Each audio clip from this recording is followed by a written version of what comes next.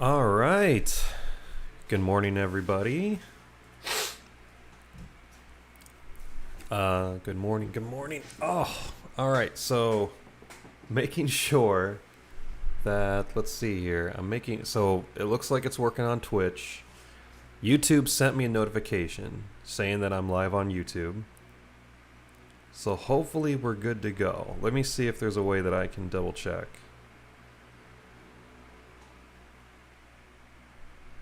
Let me see here.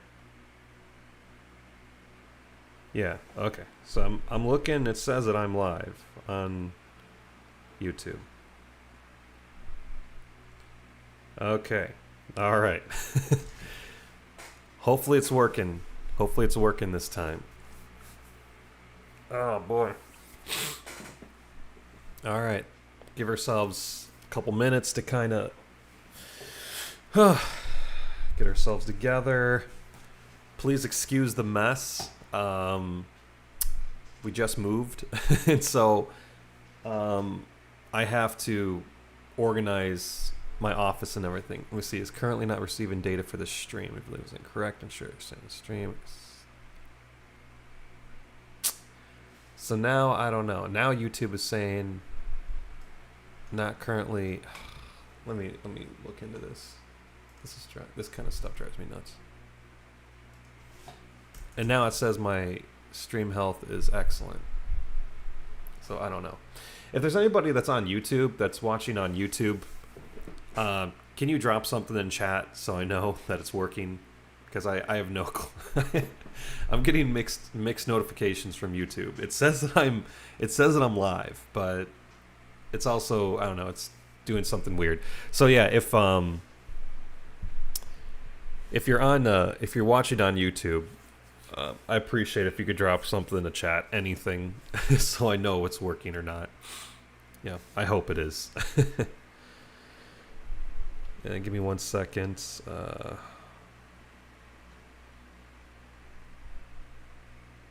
Oh, okay. Ziquat, thank you so much. Thank you so much. All right, good. It's working. Fantastic. We got it working this time. Awesome. Well, welcome, guys. Welcome to our another live stream here. Very excited to be with you again. Had the day off. Couldn't think of what I'd rather do with my morning than talk about UX design. So today, everything we're talking about was requested from the previous live stream. Today we're going to be talking about portfolios. We're going to talk about interviewing, and we're going to talk about some tips for designers. So one thing we'll do is we'll look at my portfolio.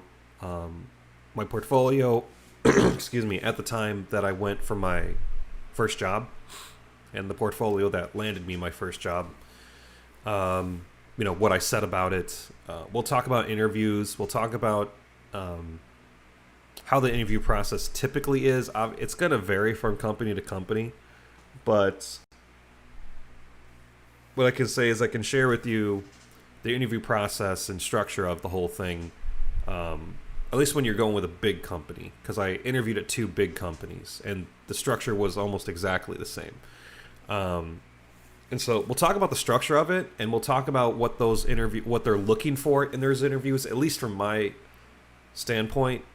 And I talked to a recruiter at my company, and I asked them a lot of these questions too, so that I could share it.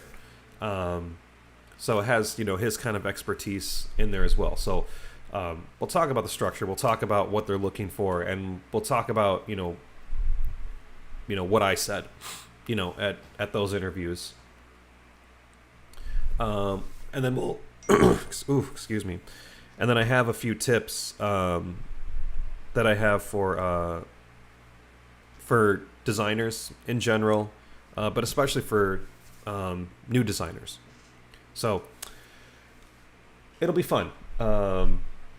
Should be a lot of fun to talk about. This is a little less structured than the previous one. Although the other one too, I mean, you can ask. I mean, anytime in a live stream, you can ask questions anytime you want. I may not be able to answer it right at that very moment. Like I might ask to like push it a little further along till we get to the topic at hand. But regardless, here I encourage you ask questions as we go along. There will be a Q&A section at the very end, as I always do. But if you have questions, while we're going through this, feel free. Feel free to ask those questions. I'll do my best to answer them. So should be should be a nice, informative discussion, hopefully. So let me pull up. Let me get myself together here. Probably should have. Let me see here.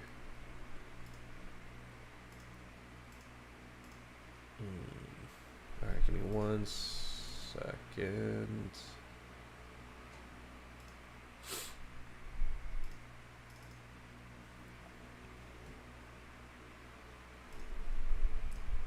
All right.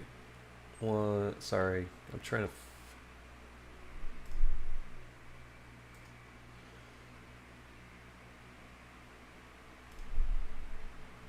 Hold on. What is? Oh, I see. Okay.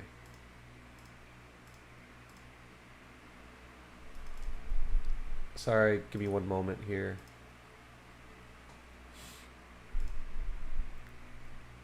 Okay.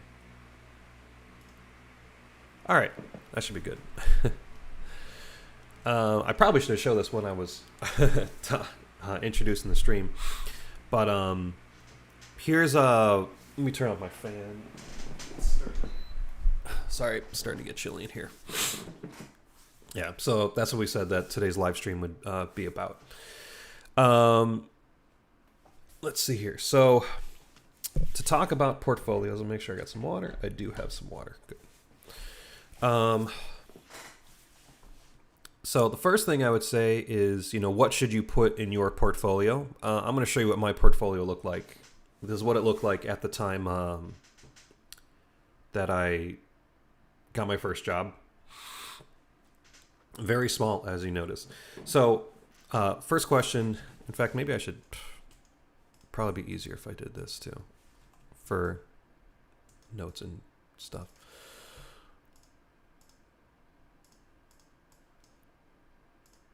Give me 1 second here. Apologies. Okay, so what should go in your portfolio? I attempted to type a lot of this out before stream, so I didn't have to do this. Hey, Curious Wolf Pup, welcome. I attempted to write a lot of this out beforehand, and I got pretty far, but I didn't get quite as far as I wanted to. First thing, what kind of things should go in your portfolio? So I talk about this on in the YouTube videos, but here's how I feel about it. Anything you want. Let's say it's like personal projects. Personal projects, any paid work you did, to give some examples. But honestly, anything that you want. Especially if you're starting now. I mean, and I think that's the majority of. I mean, once you get started, you get your first job. It kind of, everything kind of just makes sense from there. But like getting your first job is the challenge, right? So, and so of course you're like, okay, I got to put my portfolio in there, and it doesn't have to be, and a lot of times, and that's going to be the next video I do. Once I get all of this organized, I'm hoping I'll have my own studio space, my own space to shoot videos. And so I'll be able to actually put out videos a lot more often than I do now. A lot of times when we think about, portfolios and resumes, we think about, we should only include information like at jobs where we got paid. I don't feel that's so at all. personally, I feel that experience is experience. Whether you got paid to do it, whether you did a personal project, what's the difference? Where I kind of like adopted that mindset. Now, again, it's completely based on your personal feelings on that. Okay, completely depends on you and what you feel comfortable with. But where I got that mindset is where I grew up. I wasn't poor. My family was, we were fine. But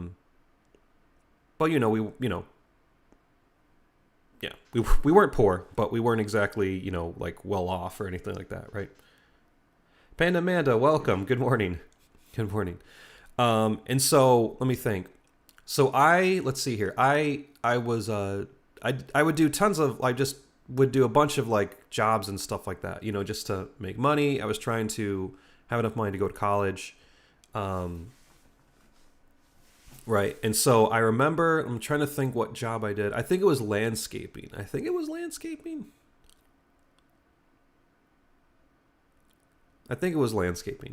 apologize. It doesn't really matter. So I was working for a landscaping company. And of course, when you're working with clients and stuff, and I was also collecting money. So, I knew how much these jobs were actually bringing in, and so I thought, man, and I remember I was trying to do my side thing, a little bit. I apologize. I'm trying to remember how that went. I apologize. Either way, I was like, man, what's the difference between, me and this company that I'm working for, and my thought was like, oh, well, they're professional. I'm like, well, what does it mean to be professional? Like, what's the difference? If I know how to do the work, I know how to do the work. What's the big deal here?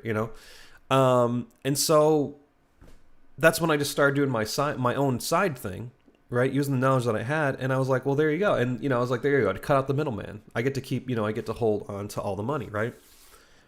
And like I said, well, what's the difference between, what makes a person a professional? What does that mean? Does it mean you have to have a degree? No. Does it mean that, you have to, does it mean you have to own a company? Well, anybody can do that. Does it mean you have to know how to do the work? Well, anybody can learn how to do that, right? So my thing has always been, look, if I could, now of course I guess the big thing is there's a certain level of quality that's expected, and that's what you have to meet, to be considered professional or good at your job, right? So that's kind of where it is. So anyway, the point I'm making is, in your portfolio, especially if you're starting out, you put anything that you want. If you put the work in, then you deserve credit for that work, So I mean, that's my answer. Put anything you want. Personal projects, paid work, etc. Whatever you want to put in there, just put it in there. Obviously, you want it to pertain. If you're going for a UX design job, you want it to be UX related, right? but that's it. It should not be only work you've done while working for somebody and getting paid or something. It can be personal projects, because honestly, what's the difference? I don't know if this is necessarily true of every industry, but I can certainly say from personal experience in this industry, that's no problem. In fact, I was talking with a guy I've been talking to. He lives in England, and he's got his first interview coming up. And I asked him to send me the job posting, and in the job posting it said, experience, and they're like, either school or self-taught or boot camp, right?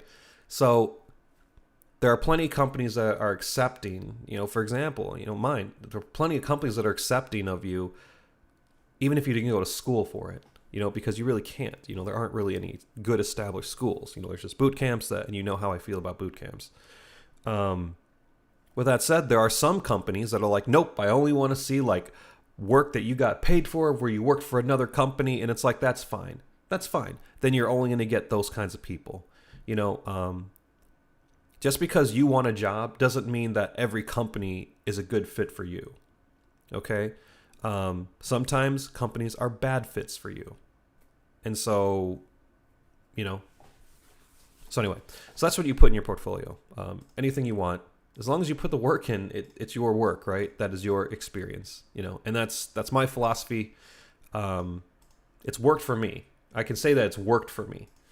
And that's what I'll even explain in an interview. That I'm like, work is work. I know what I'm doing. I understand that I haven't worked for a company before, and I won't say it out loud, but in the back of my mind is I'm like, if you want me to have experience, then you need to hire me, right? How do I get experience unless you hire me? So anyway, so that's what and so if you remember from my video, what I always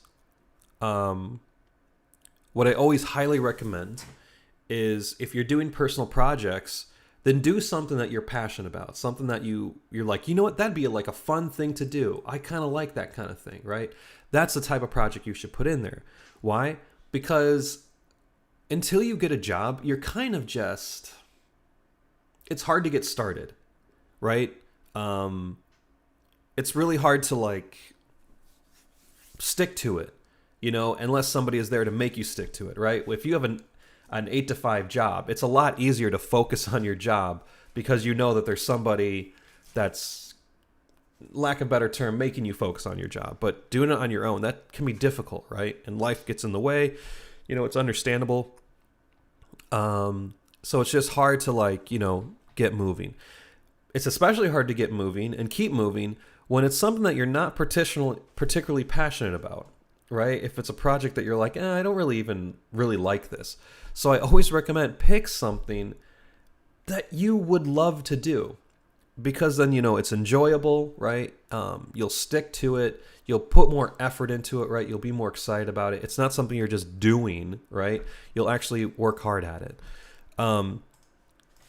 So this is what was in my portfolio. I thought there was a third piece, but I don't see it there. So actually, I have no idea where that thing is at now. And so I only had 2 things in my portfolio when I went for my first job, I believe. And so here were the 2 things in my portfolio. So I know this looks, so first off, I want to say, this is a lot fancier than I would have suggested, anybody else do. And this is like iteration.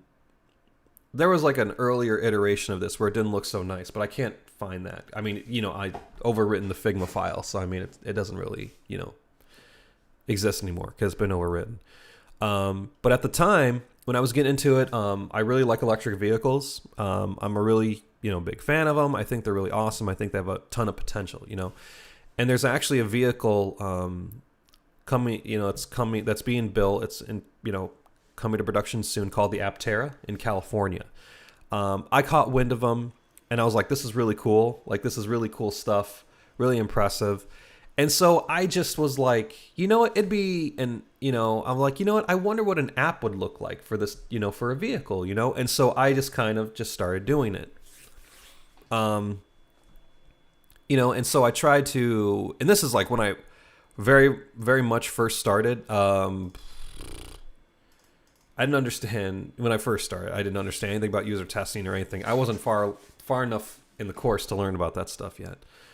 So this is what I designed. Like I said, this is way too fancy, way too fancy for a project. This took like forever for me to do this, and it should not take you forever to put pieces in your portfolio. But like I said, but the reason why it looks so fancy is because I enjoyed it. I had so much fun doing it. It was such a fun project, I couldn't really help myself. So I'll say, you don't have to get fancy, but man, obviously obviously it looks good. Well, I assume it looks good to you guys. The fancier it looks, the better it looks, right? Because I put more effort into it. Well, that's the same thing. If you pick something that you really, really enjoy, then you're going to put that extra effort in. And I recommend that you do. Have fun with it. Like I said, have fun with your personal projects, right? So this is what I, designed. And so, it's very briefly, it's an app for an electric vehicle. I'll explain when we get to the interview part. I'll explain, in the interview portion, they ask you to pick a piece from your portfolio and to talk about it, like present it to them. And so I'll get to that part when we get to the interviews, when we talk about interviews in a bit. But this was my app for an electric vehicle, right? The Aptera has solar panels on it. So I was like, okay, weather is probably pretty important. I thought about, I want to maximize screen size, give a really nice visual, right? I did user testing where I interviewed people and said, what would you like say are like the main controls of an electric vehicle? And so I put them down here, right? The things you need to know. Okay, you need to know about the battery level, right? Especially if it's charging already. Because the Aptera can, charge via cord and solar panel. Well, you'd probably like to know those two things, right? And then I said, I'm like, and I would love to design an app for an electric vehicle that you can use with one hand. That's very, very comfortable. So nice big buttons and put them all in the thumb zone, So those were my goals. When I did that, I did user interviews and testing, very, pretty kind of sloppy, but, effort is effort, right? And so that's what, I kind of came up with. This is probably much more fitting to what I would suggest for, a personal project. So, this looks very simple by design, kind of, sort of. So something I always wanted to do is I always want to build like a smart mirror. Because you're at, you spend a lot of time in the bathroom in front of the mirror, right? To brush your teeth, take your medicine, clean up your look and everything like that, right? And so I'm like, people spend a lot of time in front of the mirror. So why couldn't the mirror, and that's where you go to start, every day usually, right? So I'm like, why couldn't that be a hub for like information and stuff? So, it tells the time, tells you the weather, tells you stocks if you wanted to. I was thinking, there could be an app where there's like different tasks, perform. Like, for example, let's say you have like medicine that you have to take, right? You could connect it with an app to like, it'll remind you like, hey, you got to take medicine, go to the mirror and take your medicine and then tap the thing so you can mark that you took your medicine. There could be like a time thing where, you have like a whole routine, you get up there, you brush your teeth, it'll time it like for you, like brush, 1 minute on this side, 1 minute on this side, 1 minute down here, 1 minute down here kind of a thing. And then of course I always like to watch my phone whenever I'm, getting ready in the morning. So I was like, why, it'd be kind of cool to like stream your phone screen directly to the mirror so you could watch stuff while you wanted to. And of course there's like this, I don't know where it's at. I guess it's not on here. This must be like an early iteration of it. There's like a button to like clear all that stuff so it's just a mirror. Either way, you could hide stuff if you want. You can move like where the screen goes and stuff like that, So those are my two pieces of my portfolio. Like I said, this one looks impressive, and like I said, I don't recommend you getting this crazy into it. But no, I don't. I'm not going to say I don't recommend. I'm going to say,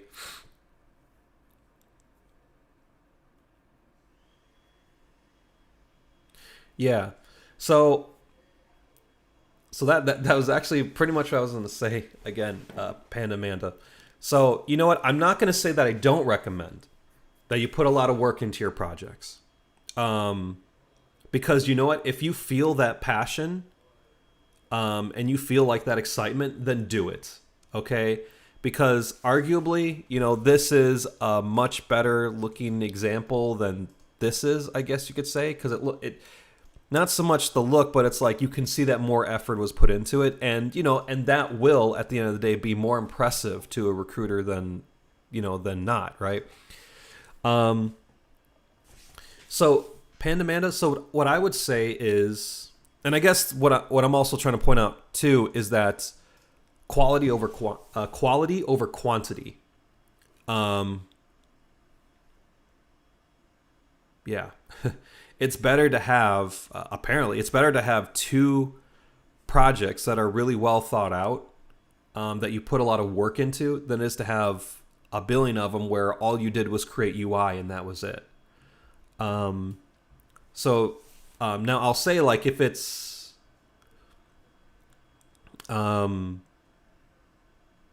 if you feel that it's a real problem, that you're like, man, I've been working on the same one for like a year, okay, then it's like, okay, yeah, maybe you need to put a limit on it, right?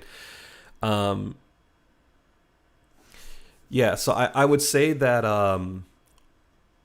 yeah, you kind of, it's, I guess, a kind of a self-control thing. You kind of need to cap yourself at a time, Panda Amanda. And the other thing that I would suggest too, though, is that the biggest mistake a lot of new UI UX designers make is that they just design UI stuff. I mean, and you see the portfolios of UI UX designers, quote unquote UI UX designers, right? And they just have tons and tons and tons of stuff, right? They're like, I redesigned Netflix, I redesigned Twitter, and it's like, that's cool. Okay, that is cool. But did you do any user research? Like that's the whole backbone of the entire thing. That's like what the job is, right?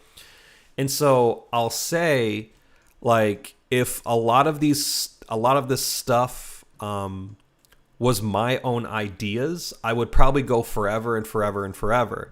But because I did user testing, for this stuff, the feedback I got from users on what they want, what they don't want, where things should go, blah, blah, blah, blah, blah, stuff like that, that grounds you and tells you, like, they want this and that's it.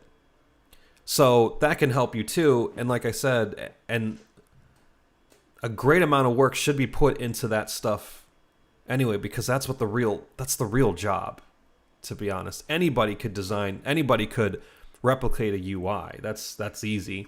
But the research and stuff, like, that's really what you want to put a lot of work into. But I'll say too, though, is to be smart about your portfolios too. So let's say that you were adding on to your projects, right? And I had the same problem with this one, right? I just couldn't put it down. I kept getting really great feedback from users. I have another YouTube channel that had my like demo of this and stuff. It's a long story. And they just kept saying, yeah, we want to see more of this, more of this, more of this. And so I just kept going because I just was feeling at a high. But again, I was only working on this, right? And as you can see, as you can imagine, there's multiple screens that you can go to. And that's what it ended up being like this. I started fleshing out even more. Okay. I built like an entire navigation thing. This was so much fun. This was like, I did so much user testing on this. I had so much fun doing this. And I think the users did too. Right? So I designed like an entire navigation thing that's designed, specifically for your thumbs rather than having the search bar up here, maximizes space and stuff. There was a thing for automation. There's a loading screen. There was this thing for something about charging or something, right? So the thing was, I noticed that I was, and that all belongs over here, right? Well, here's the interesting thing, right? Just because this, and this are all part of the same quote unquote app, it doesn't mean that's one project. That doesn't mean that's one piece to put on your portfolio. When in fact, it's like, well, let me see. A link to my portfolio. I do. Yeah, give me 1 second here.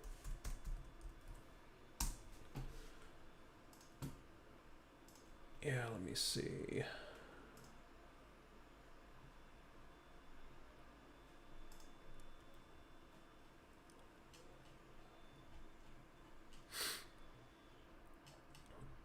Let me see here.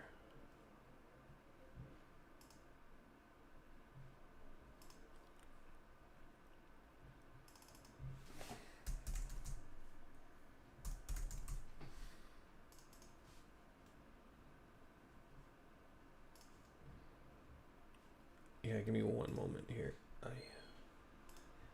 Okay. Yeah, I'm going to drop it into chat, the link to my portfolio. And so that's where you can see more of it. So, I mean, you're going to see... let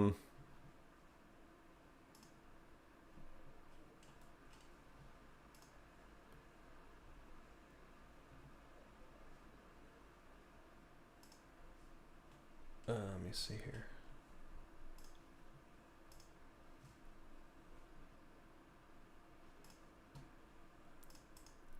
Sorry, give me 1 moment. criminy. What is going on here?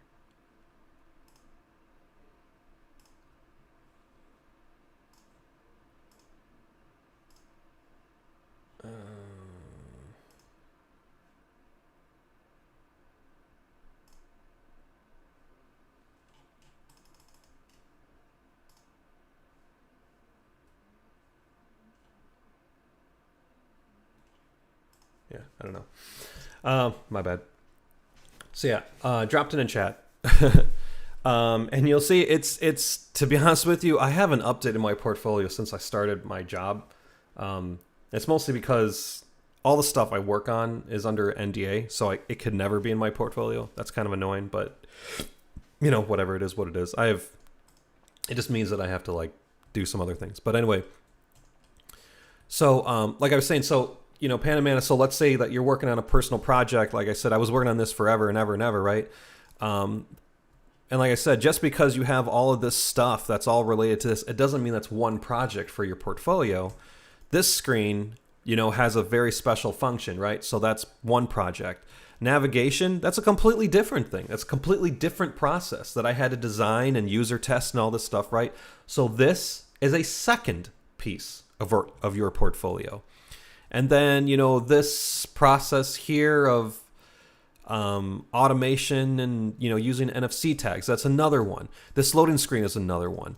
This procedure is another one, right? So if you do end up going the route of, you know, you have a personal project that you're spending a lot of time on, you know, and there's multiple screens and multiple processes, then those are each separate pieces of your portfolio, because they have to be thought of differently. Even though they're related to a project already, it doesn't mean that it's not, you know, different, right?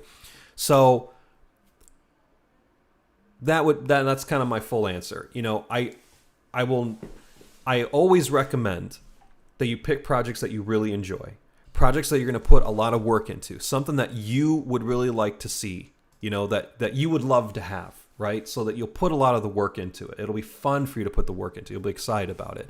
And if you do spend enough time on it to where you start, you know, having like multiple screens and stuff, then separate them out, you know, as separate processes. And, you know, I wasn't so sure how the recruiters would feel about absolutely, Amanda. Yeah. And I wasn't so sure when I did that. I wasn't so sure how the recruiters would feel about that. And after I got hired, I asked my recruiter about it, and he said, no, that was great. He's like, no, he's like, I knew that was part of the same project. He's like, but it was really nice to see you isolate it out. He's like, because then we realized, he's like, I was able to realize like, oh, wow, this is different. Yeah, you had to put a lot of thought into it, you know? So that's what I'd recommend. Okay, so that's portfolios. If you have any other, you know, and like I said, if you have, like Amanda did and Z-Quad, if you have any questions, go ahead, just shout them out, okay? And we'll, you know, and we'll get those questions. You don't have to wait for the Q&A at the very end. And we'll be live streaming for about 2 hours today. We're about half an hour in, so we got another hour and a half to go. So that's you know, when you can expect that to happen. Okay, so the next thing we'll talk about is interviews. Okay, and I'm going to attempt, hopefully this works.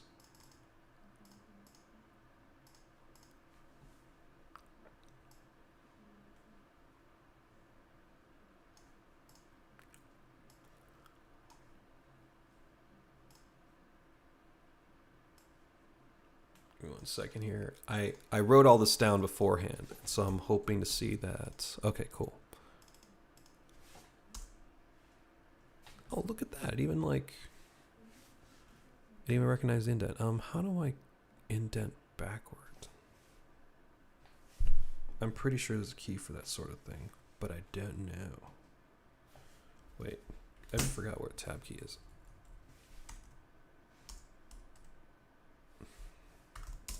Oh, okay, there you go. Okay. So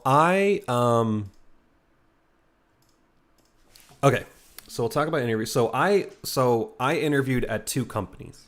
Okay, and both are pretty large companies, very well known for their quality and that stuff. They're worldwide companies that are very well known.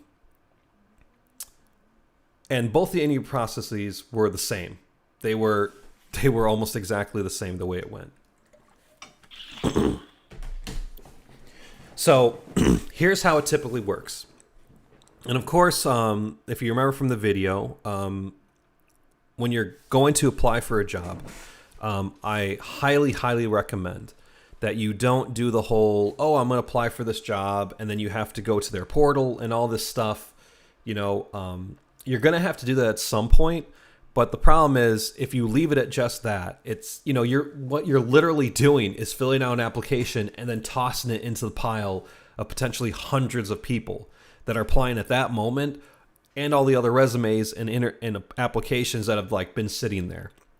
Okay, it's like a lottery at that point. You have to hope that they pick your resume out of that pile, right? And so what I recommend is that you contact a recruiter from that company. And in my video, I explain it more. I recommend you contact a recruiter from that company and you reach out to them and say, hey, could you take a look at my resume or something like that? And, if all goes well, they'll take your resume and they'll look at it. And if you're a good fit for it, they push it to the top. Because that's literally what their job is. That's what they get paid to do, is to find people and push their resumes to the top.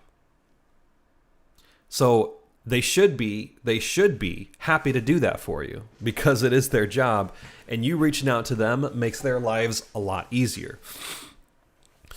So that's, and when I did that, that made the world of difference, like the absolute world of difference when I did it. So let's say that the recruiter's like, okay, perfect. I'm going to move your resume along. And someone, and then you get an email saying like, hey, congratulations. You're being considered for this position. Blah, blah, blah, blah, blah. So here's what the interview process, looks like. So in fact, I'm going to grab an example. Let me see here. So I can kind of demonstrate this a little bit too.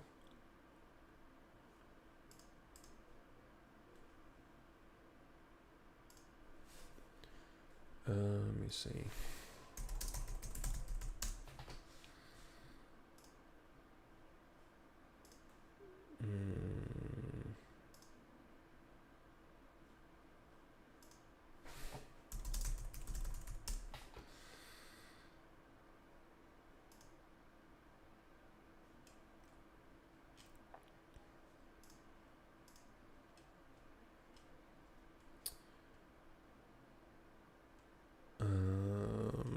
Sorry. So what I'm doing right now, I'm looking up a Amron, how are you?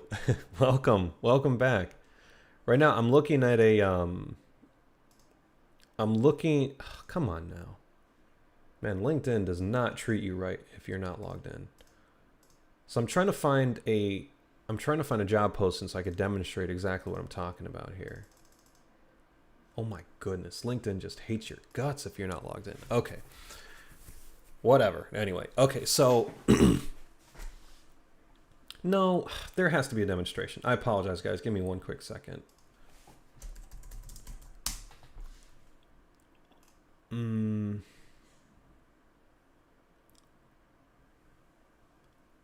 My internet is running so slow today, too. I don't know. You know what?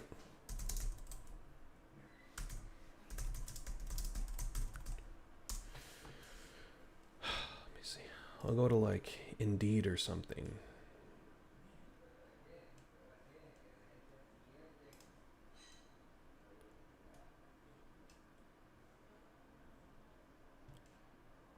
Yeah, give me 1 second.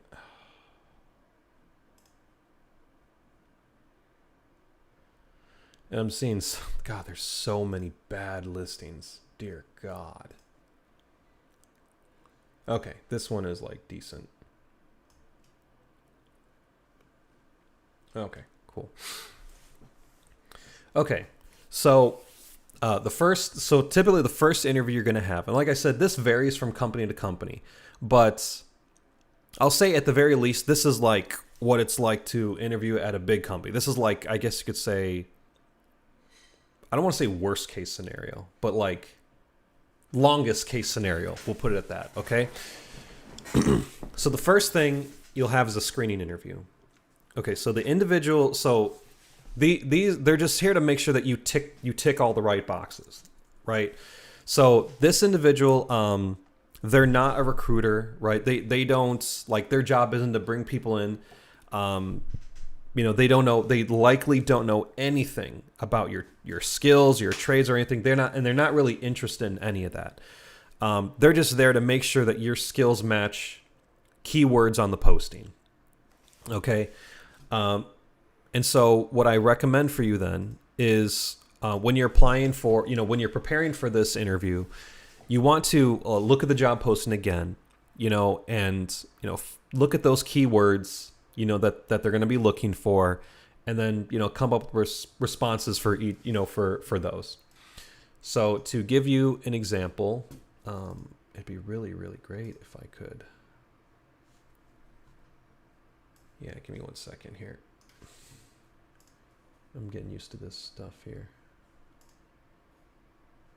There you go.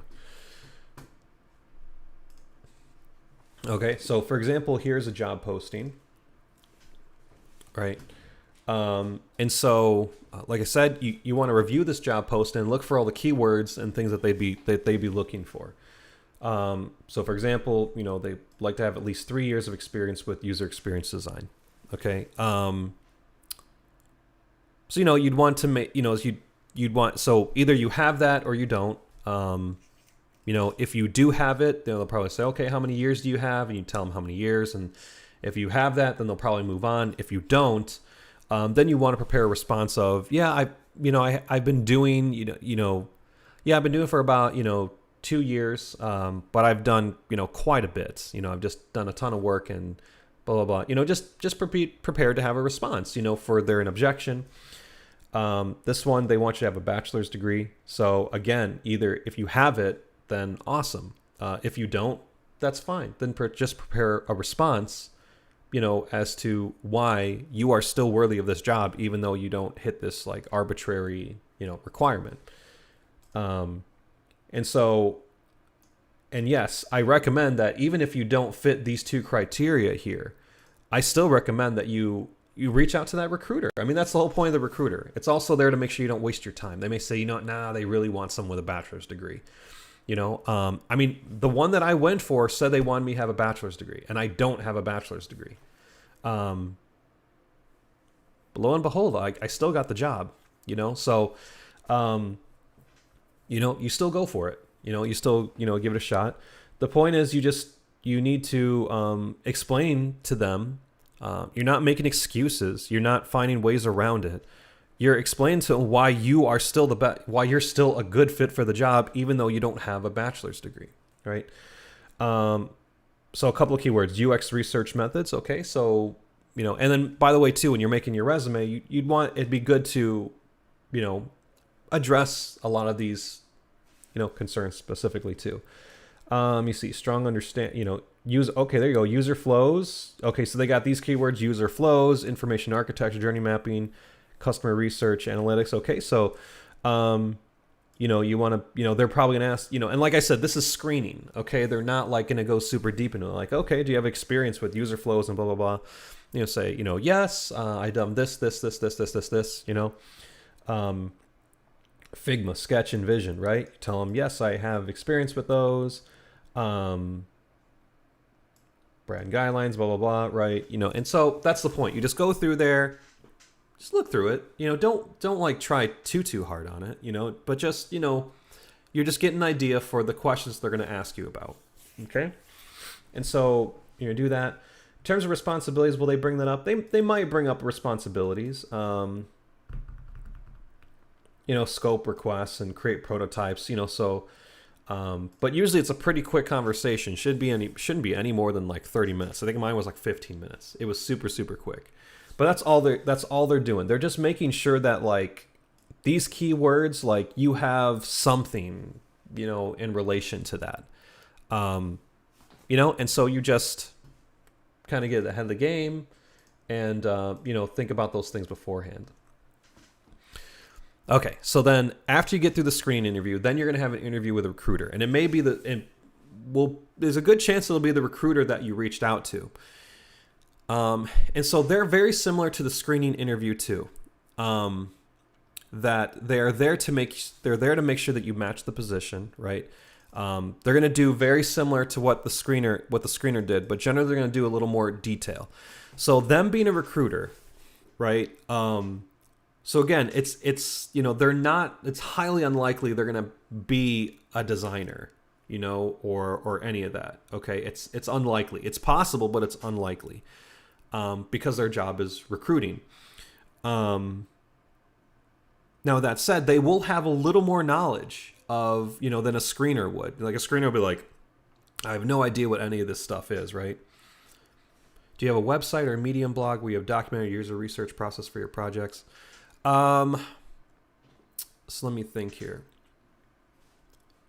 So what I do is pretty similar to what we did here. Where is it? Like this type of stuff. So I usually, when I'm capturing my research, I don't write out like these case studies or anything. I don't go like super crazy with that stuff. I create maps like this. I try to present things in a more visual way, because I imagine no recruiter is going to want to like read through my research. They're just going to want to see like the presentation version of it.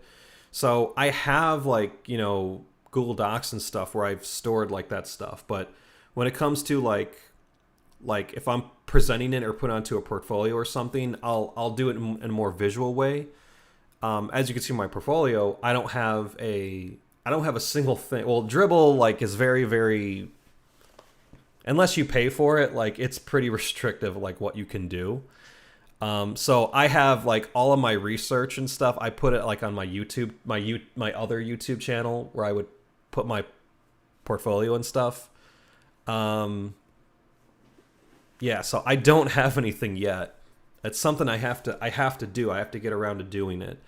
But like for my current job, when I do user research, I present that research to my developers and programmers. I present it to project management and stuff like that to explain like why I recommend going in a certain direction. And so for that, I try to be extremely visual about it because they're never going to read it. And if I'm presenting, having a bunch of words on screen is like not going to keep their attention. So that's what I recommend for, portfolios is you keep in mind, you keep in mind who it is that's looking at your portfolio, and they're not designers, right? So reading the stuff, they're not going to understand, right? If they have a chunk of text, they're not going to be happy with that. What they'd rather see is your visual representation of it, and then you explain it to them. And then even too, when you have your interview with the designer, that's kind of what they want too. They want you to explain. Yeah. So that's what I personally recommend for your portfolios. Now, now, of course, in the course with Michigan, you filled out, like you created like an entire case study, or what was it? It was like a heuristics report, I believe. And of course, I had so much fun with that. Oh my goodness. Oh, I love that course so much. I just love UX in general. And so, yes, I have like Google Docs of like things I've done, but I've just quickly learned that when you get into your like job, unless like they specifically like have you do that, like that's your job, you don't have time to write up these really long documents. I have tons and tons of notes everywhere. Instead of typing up a document, I just create, a visual. I just create a visual story of it, and then I'm able to like explain it. For myself, I might have something more detailed, but otherwise, like for portfolio and like showing, I do more visual stuff. In terms of like a Medium blog, like the user research I do, it's not like nearly at the same level as you'd say like of what the Nielsen Norman Group does and stuff like that. Like the user testing that I do is for my specific product.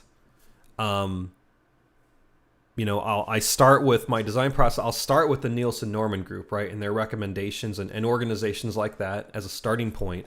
But at the end of the day, your group of users is always going to be different than any other group of users in some way, shape, or form. You have your real users are in their own box, and so you need to test with them, if at all possible. And so that's the thing is like, and especially for my job, like, yeah, it's a very specific type of person. And in that, like, to be honest with you, because I don't do like really wide ranging research like Nielsen Norman Group and them do, it wouldn't really be super beneficial to anybody else to read. Like, but for my projects, yes, but I haven't put in my portfolio yet. I think I have to. That's when I realized that Dribbble is like, oh, like this doesn't work. Like, I need to make my own website. I got to get around to it. I need to make my own website. And I know it's not that hard. I'm swamped. I'm so tired.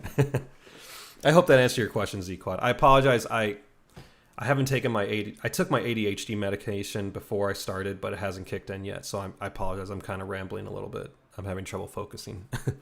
But hopefully that answered your question. But yeah, like I said, what I always recommend to anybody that, if I'm doing like a portfolio review, if they ask me, and same for you guys, if you guys want me to look at your portfolios, just let me know. Shoot me an email, and I'm more than happy to look at your portfolios and give you some feedback. Yeah, since you're presenting to non-designers, typically, make it as visual as make it as clean and visual as possible. Maybe a couple of like, key points, like I user tested with, 6 user testers, and each from different, sides of the spectrum. And this is what we found, like very, very, very quick. And, because they'd rather have you explain it rather than them trying to like figure it out. But, yeah, that's something I am lacking and I need to do. But in the interview process, I explained it, and that's why I was able to get the job. They asked me about it specifically, and I told them about the process. And I think I showed him, yeah, and he was like, "Oh," and I showed him the my Google surveys to prove to him like I actually did it. Okay, so I think I left off on the Recruiter. So yeah, Recruiter is very similar to screening interview, but they're going to ask more questions. They may not be designers, but they do know their stuff a little, much more than screeners do. But like I said, same thing, prepare the same way, go through the job posting and, have an explanation for, keep in mind those keywords that they're probably going to ask about. And then, and this is more of where you would like present your case. Where like, okay, so you don't have a bachelor's degree. And that's where you would say like, no, I don't have a bachelor's degree. But I'm effective at what I do. I would love to have my bachelor's degree, but right now it's not in the cards for me. But I've done, I've done the work. I have the design process. I'm very effective. I get results. So I do know what I'm doing. Regardless of whether having had formal schooling or not. So after you get the Recruiter knocked out, I'm trying to remember. I apologize. I don't know where it's at. So because I was preparing to write another script for this, because this will be an upcoming video at some point too. And I collected all the emails from the interview process, and I have no idea where I put them. So I apologize. So after him, I'm like 99% sure there was an interview with a manager. Yeah, there was an interview with a manager. Okay. So the manager so this will likely be the person. So they're not a designer. Again, they're not a designer, but they work with designers. They manage designers. They manage the project, or they manage teams, right? Hey, Signes, no worries. Yeah, you'll be able to catch it. You'll be able to catch it again. So the manager very likely also too, he may end up being your boss, or your manager of the team, right? So they're very what they're there to do is to hold on.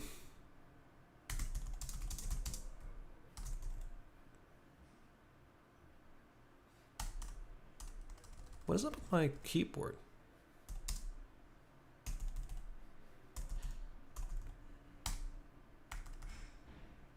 I don't know what's on my keyboard. All of a sudden I can't type.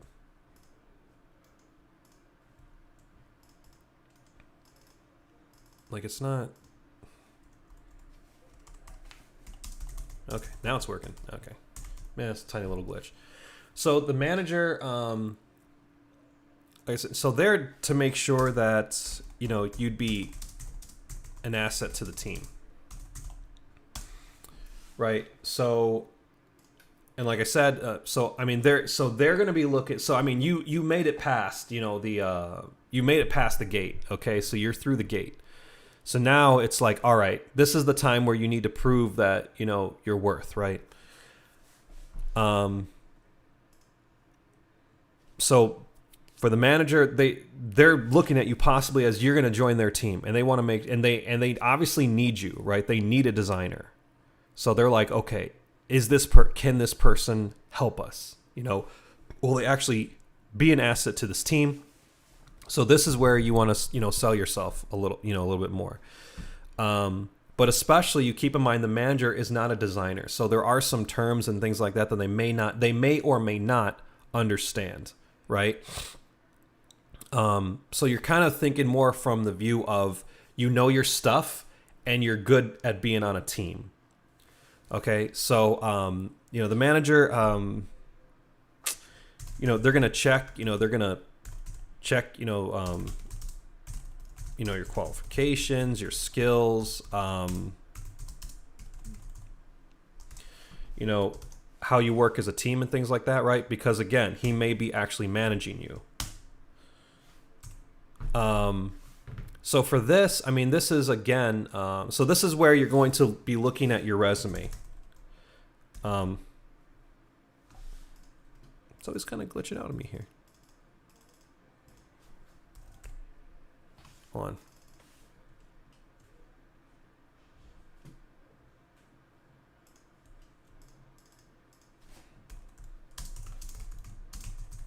Okay. And I should mention that too. The recruiter is probably going to look at your resume.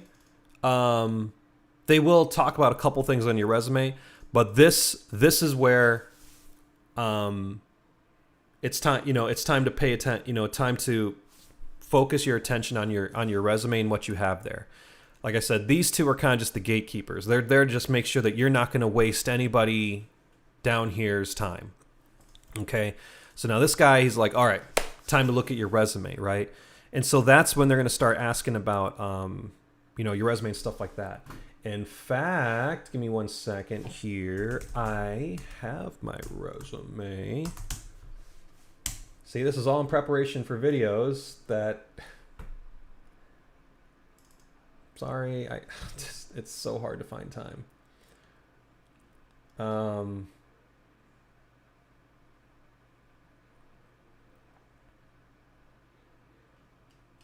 and some of this, like I said, won't make much. So my resume here, it's, you might be sort of confused a little bit. The next video I'm doing is how to design a UX resume, and as soon as I get all of this stuff organized, I'm gonna put that video out. That script has been done for a long time. Actually, no, that won't be the next video. I apologize. There's another video coming before that. It'll be a lot of fun, but that will be second. Okay. So let me share with you my resume. I redacted a lot of information so I don't dox myself here, because that's all I need to do is dox myself. Right. So now they're gonna be like, all right, let's look at this resume. They're gonna ask about my, years of experience, stuff like that. Right. So you'll notice that I have 10 years of experience in graphic design, compositing, 3D modeling, and animation, 7 years experience in web mobile design and UX research. Now, of course, the first thing you probably notice is that in my YouTube video, I say that this is my first UI UX design job, and that is 100% right. And that I don't have prior experience. That is 100% right.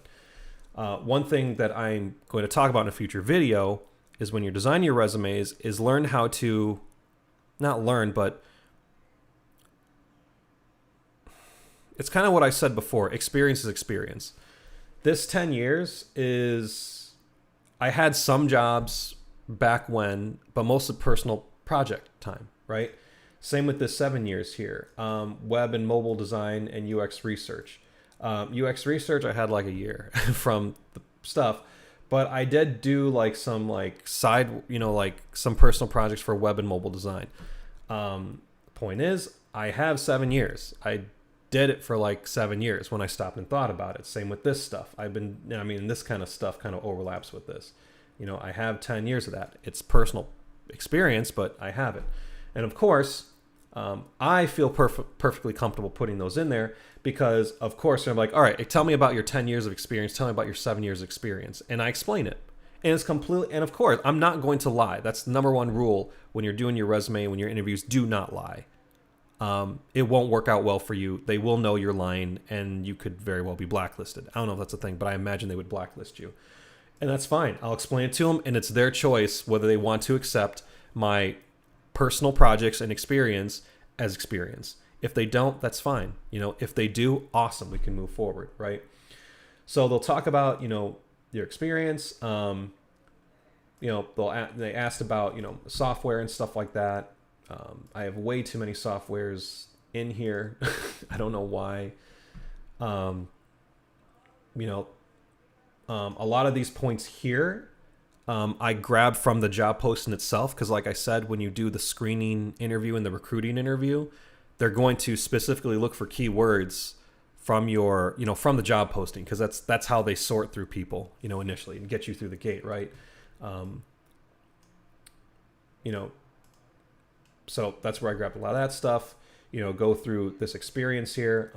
And like I said, an upcoming video, this right here, where you list your jobs and your duties. This is where I found out people, in my opinion, people mess up the worst. I'm going to go on a tangent here, but I apologize. This is super, super important. So, I'm going to give you an example. I worked at a school as an administrative assistant, right? Everybody knows what an administrative assistant is, right? You answer phone calls, document stuff, schedule, stuff like that, right?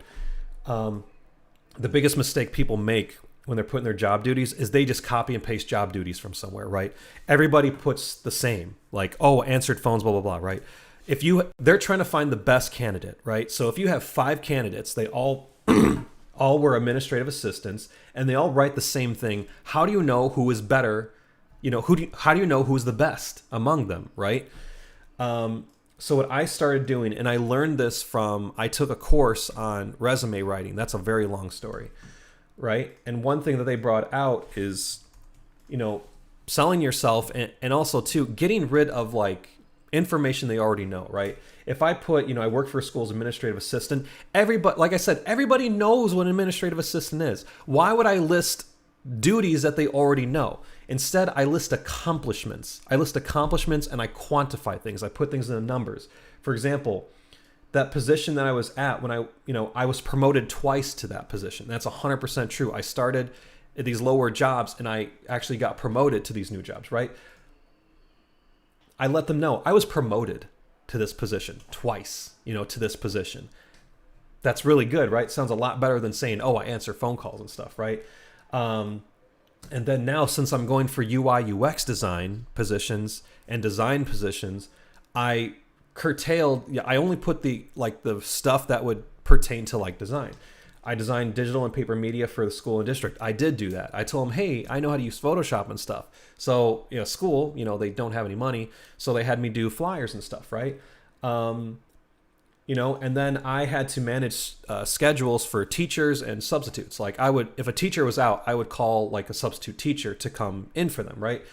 And so what they had was like a paper schedule, and I was like, heck no. So I created an Excel file, and quite literally, we had 200 teachers, and I had 300 substitute teachers that I had to work with, right?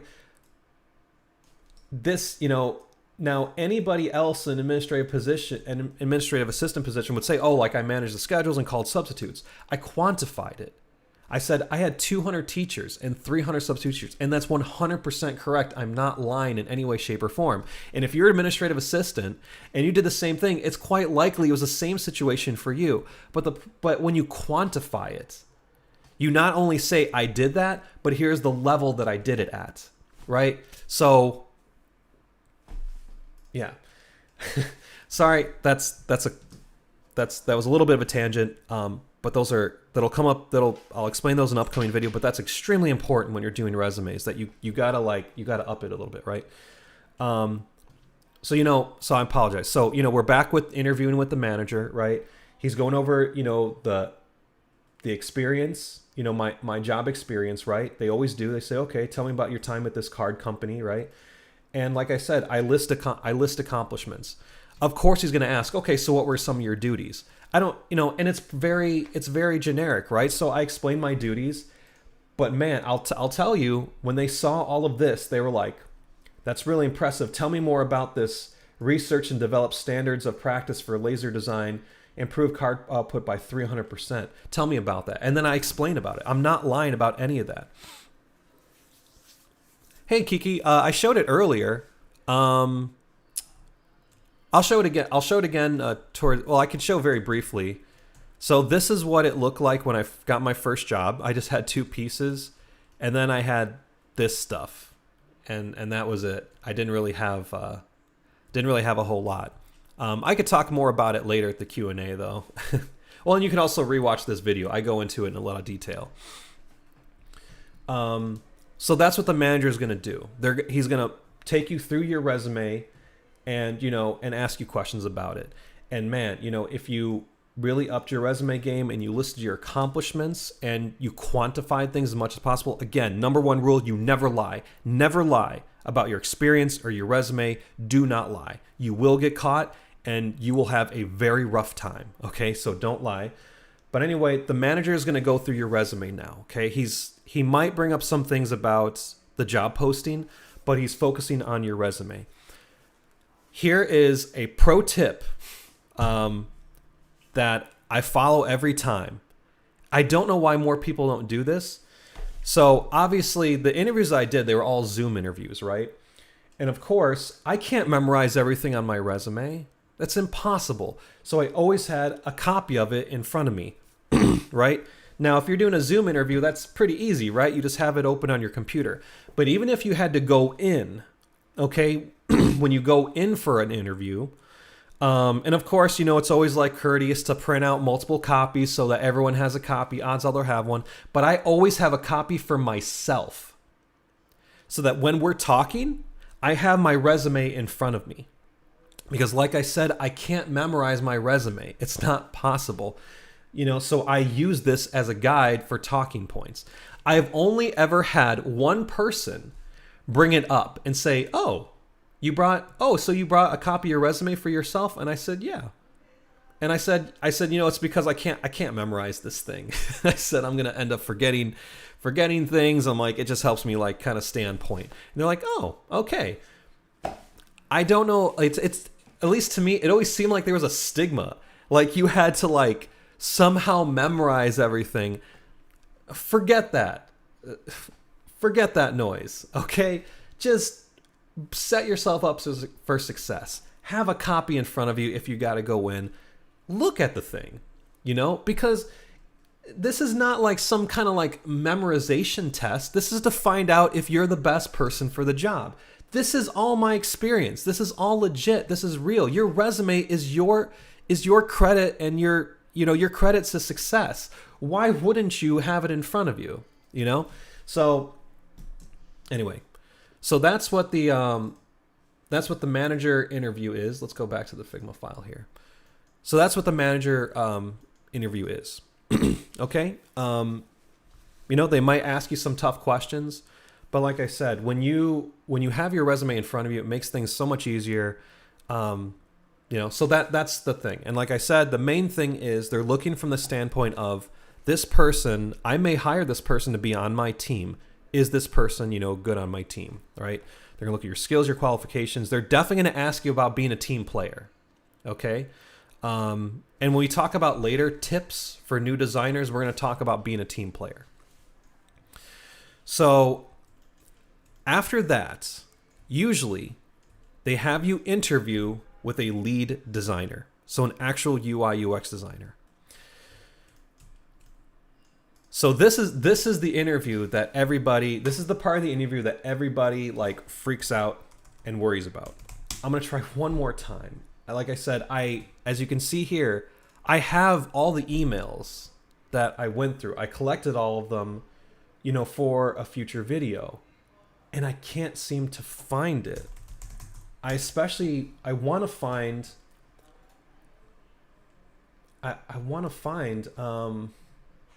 the one that the lead designer sent me, because with the manager, I don't know if I got anything before with the manager. For my interview with the lead designer, they typically will email you ahead in time and say, hey, here's what we're going to talk about, in the interview.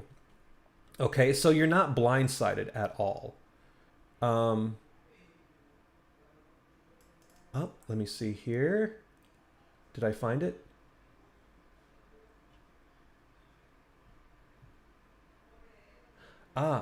Okay. Hold on a second.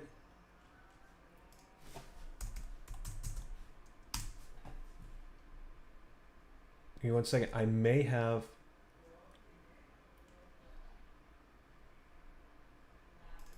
Let me see. Did I find it?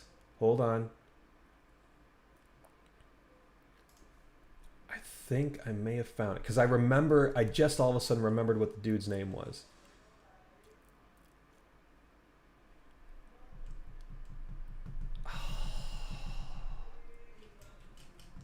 I'm sorry, give me 1 second. I want to show you exactly what they sent me. Why? I don't understand why I can't.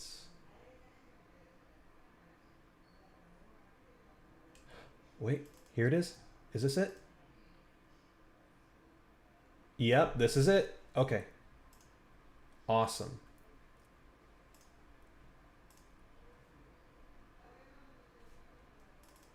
Come on. Awesome. I'm so glad that I was... Okay, so it actually wasn't the interviewer that sent it to me. It was whoever was in charge of like scheduling the stuff. Okay, so hold on 1 second. I need to remove some details from here so I don't... Well, I don't want to dox myself here. That's my thing. Okay. Yeah, there's nothing here. Okay, cool. I found it. I'm so excited that I found it. Okay, let me drink some water because I'm super excited.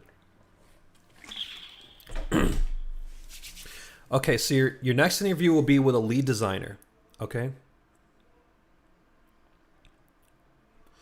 Oh, Signy. So I'll say that you should have time. You need to make time.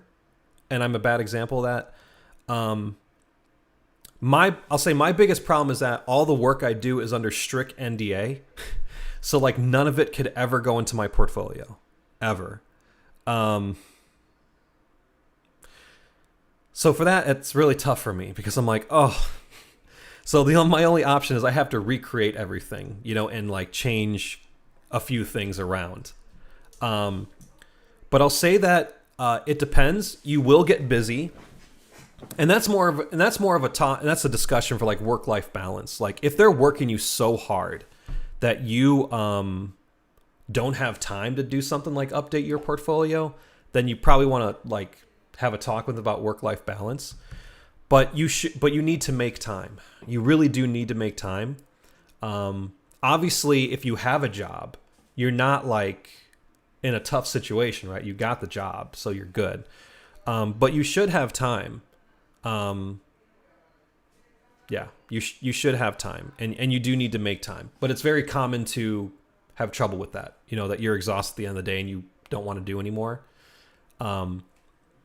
But yeah, you definitely need to make time. And like I said, if they're working you so hard that you like just straight up don't have it, then you want to have a talk with them about work-life balance. Which, especially from what I heard, if you work at a startup, that's where it can be difficult. They start putting like multiple hats on you. Okay, so you're in the interview with the lead designer, right? And so, like I said, this may in fact be the designer who's going to be over you, who's going to be leading the team of designers, right? And this is it right here. They want to make sure that you're an actual designer and you know what you're doing. And this is where, and I say this from talking with the recruiters at my company. This is the biggest problem here, where people that take boot camps, this is where they fall off. And it's because the boot camps do not focus enough on the work that really matters. And also, too, from what I hear, all their projects like look the same, you know, almost exactly the same, and they don't have much depth to them. But it's this right here. You know, they want to make sure that you actually do know your stuff. Let me go ahead and show you what the I'm going to show you. This is what they sent me. And let me zoom in here. Okay. And so, yeah, it was like, it was meant to be like a 2-3 hour interview. I think it was only like an hour and I think it was only like 2 hours maximum. I feel like it was like an hour and a half, but my interviews tend to be shorter, because I prep myself really, really hard. And so I generally don't have a lot of trouble like coming up with responses. And generally I am good at keeping myself concise. But yeah, that's the other thing. When you have the interview with the manager, that's when it's like, okay, start preparing for like multiple hour interviews. Sometimes they'll have you do all the interviews in one day. I had that one time. They gave me all the interviews in a single day. That wasn't this wasn't this job. It was the previous job. I was there for like 6 hours while they just kept bringing in more and more people. I was so hungry. I was so hungry by the end of that. So here's what the lead designer sent me. So 45 minutes, you know, get to know your experience, what you're interested in, what makes you tick. Plan to walk through one of your portfolio design projects that you think encapsulate a good example of your design process and methodology you went through. Please be prepared to share about your process, journey, and project obstacles. So this is, so they let you know, and this happened twice. So this was the first job interview I ever did for UI UX. I didn't get the job, and I'll explain. And I know why. I thought I did something wrong, or maybe I wasn't good enough, but it wasn't. But I can tell you where I didn't do so well, and I worked on it, and I kicked a butt, and like I knocked out the second one, like out the park. But they tell you ahead of time that like, hey, pick out a portfolio piece, you know, and talk about it and stuff like that, right? So let me go to Kiki. So I'm actually, that's right. I'm going to talk about what I talked about for my portfolio, you know, in the interview. So look at that. I get to talk about it again. So I picked this one, right? Because like I said, I only had two. I had this and this. You know, and I picked this one because it's the one that I'm super passionate about. I had so much fun doing, right? And so in my first interview, I talked about it, right? I hadn't learned how to do user research yet. I was like, I think I just finished like the first course of the Michigan course. So the interview that I got, I don't even know how I got it. Oh, I do know how I got it. I had a friend that worked there, and they referred me. But yeah. And so of course he asked me, okay, tell me about it. Tell me about your design process, and stuff like that. And I explained, yeah, I wanted, I'm like, this is an Aptera, it's an electric vehicle I really like. I wanted to have something that maximized the screen because that's kind of what their company is about. It's all about, simplicity, but also maximizing looks. I said I wanted to be able to use it, with one hand. So, I put all the buttons where, thumbs would go and stuff like that, right? And I explained all that. And I didn't say anything about user research because I'd barely done any at that point because I was new to this whole thing. And he's like, okay, tell me about the user research you did. And I just told him about articles and stuff I'd looked up. And he was like, okay. But I can tell that I failed, that is where I failed, in the interview, is that he, like I said, he's looking for a legit UI UX designer. Now you may interview with companies that they don't know about UX research, right? And so you may skate through without having that knowledge. But, I always recommend do it because that's how you be a successful designer. That's how you bring success to your company, and then they love you and they pay you more money and all that stuff. Right? But I didn't talk about any research whatsoever because I hadn't done any. And so I know that I failed on that front. Now, from what I understand, I didn't get the job. I didn't not get the job because of that. I got it because of something else. But either way, regardless, I failed on that front. And it's because I hadn't, and it's like what I recommend now in my YouTube videos, put yourself through the whole process. Do the design, do the research. You have to know how to do that. And unless you put yourself through it, how could you possibly know? I tried being like, oh, I know what that is. I read about it. And it's like, cool. But you don't know how to do it. You need to know how to do it, right? Second interview, right? There was like several months in between. At that time, I went through the user research. I was like, oh, I see now. Like, and like I said, this is like a later iteration of this. It didn't look nearly as nice and stuff before. So I went and did the user research, right? I did the surveys and stuff like that. Like in my How to UX Design series. This is the project that I'm talking about.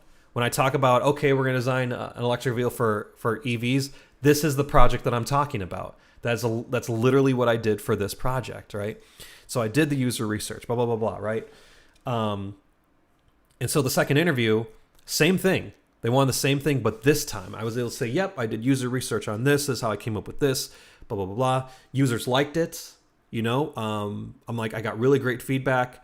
Every, single one of them said, I would love this. We would totally use this app, right? And the lead designer was very happy with that. He was very impressed. He's like, nice work. Awesome, So putting in that work, you got to put in that work. You got to put in the UX research work. Like I mentioned, the UX design video, it doesn't mean that you have to go like make these massive studies. You can just, whatever, use friends and family. I mean, try to reach out, to like the public and Reddit and stuff if you can, because that's what you're really gonna need to do in the future. But if you only gotta do friends and family, that's fine. The point is, do it so that you can talk about it with confidence because you actually did it, right? So that's so that's the portfolio thing. I hope if there's any questions about any of this, please feel free to drop them in chat because I'm definitely gonna forget a lot of this stuff, right? So that was the biggest part of the interview. First time was okay, but didn't do great. Second time blew it out the water, knocked it out. The next thing, 30 minutes to get to know them, to ask questions about the company. And so that's when you get to, and so that's pretty typical um, of a lot of you, especially with the manager, like they'll ask you questions about, say, do you have any questions for us?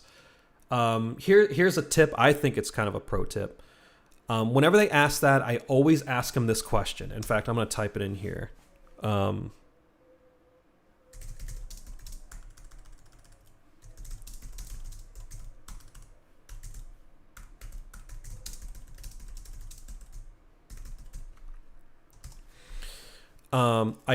They say, okay, do you have any questions for us? Most of the time you're not going to, right? But here's what I ask. And of course, you're not going to ask about money or anything like that, right? You're not that far along yet. I always ask this question: what is the day-to-day like of the position, right?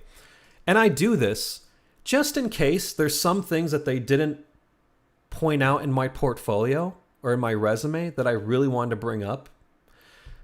So when you ask them this question, they'll say, oh, okay, so, you'll be doing this, you'll be wireframing, be doing, research, blah, blah, blah, and they'll go through it, right?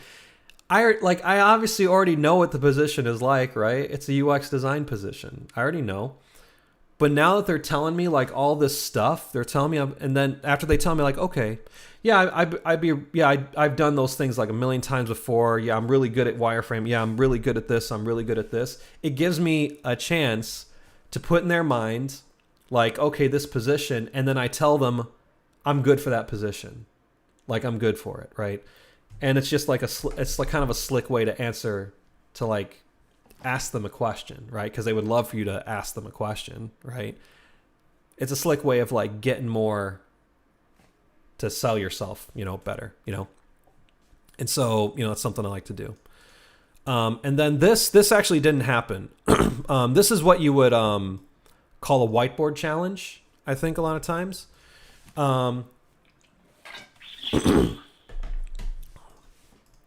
Right? I mean, man, dude, I was, this is the part that everyone sweats over. I was sweating and preparing myself for this.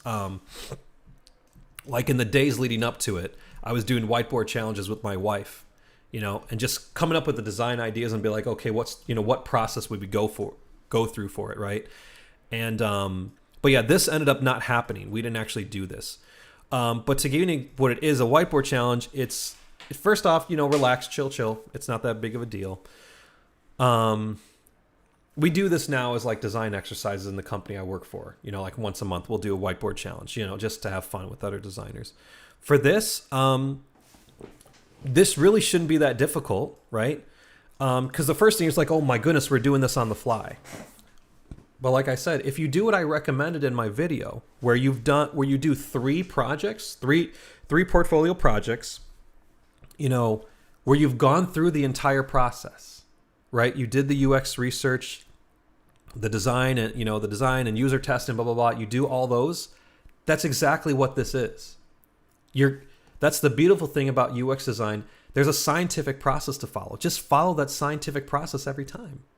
And if you do, you're good, right? After doing it 3 times, no problem, man. You'll be able to answer this question, because they're always going to ask you about your design process. You'll be able to answer this question. You'll be able to like point out things that you're good at with this. You'll be able to knock out the whiteboard challenge. That's all it is going through the design process, right? And so, and then, what I would say for this, for example, is, if they're like, okay, we're going to design an app that like, and I would let them be like, okay, what idea, what are we designing? Let them pick, right? And I would say, okay, first thing I would do is do some user research, find out what the problems is. If we're making up our own, let's just throw them out there. Then I would start, wireframe a couple of different, possible solutions. We'll do some user testing, we'll do some screening, right, to make sure that they fit the mold, for what we're looking for. We'll do some user testing. We'll reiterate until we find the right thing, and then we pass it off.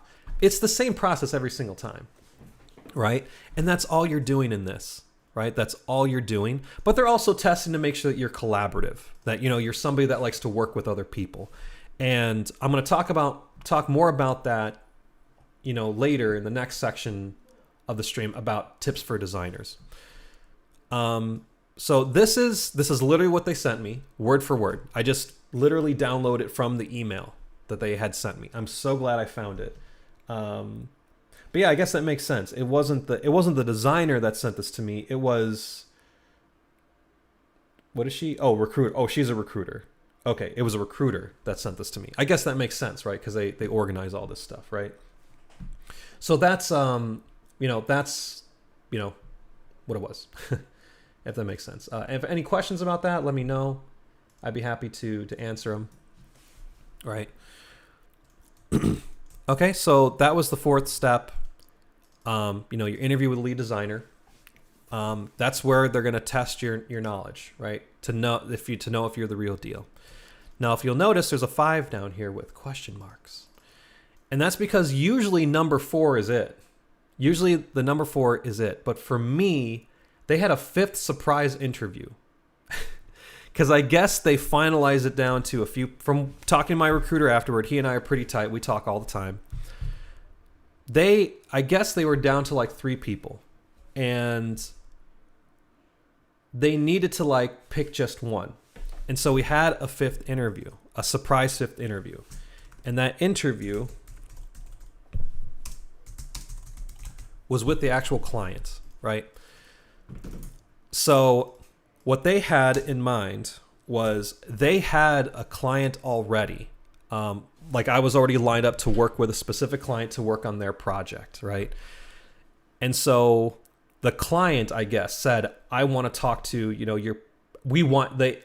they said they want to pick who gets hired. Had no idea what was going on with this one. But I'll say what helped me to succeed and what made sure I succeeded was, again, having gone through the design process and all of that, having done the work myself, I'm like, I can speak with confidence about, really anything. And so the client, in this case, so it was another company entirely, right? So they, big company, long story. And so the person I'm talking to, they don't know anything about design. They're just strictly project management. Okay. They're so far above, like they don't know any little details. They just are in charge of projects, but obviously they know like at least a decent amount of what designers are and stuff. And so he threw this question at me. Oh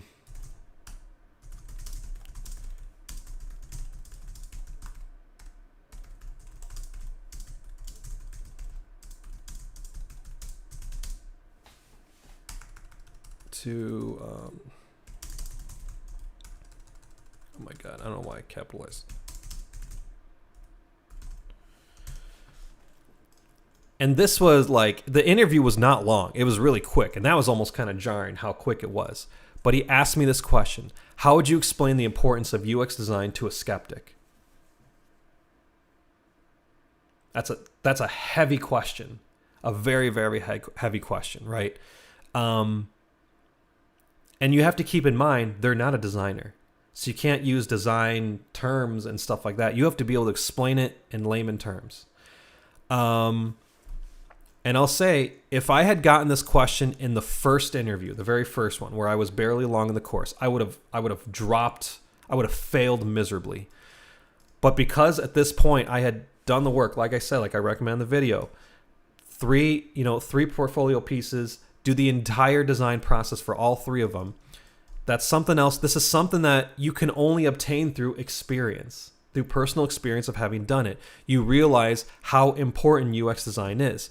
So what I told him was, I said, UX design, I can't remember exactly what I said. And I don't think I was nearly as clear and concise as I'm going to be here. But I get asked this question from time to time, all the time, in my company, because upper management, they don't believe in UX research. We've changed their mind. We're starting to change their minds, though.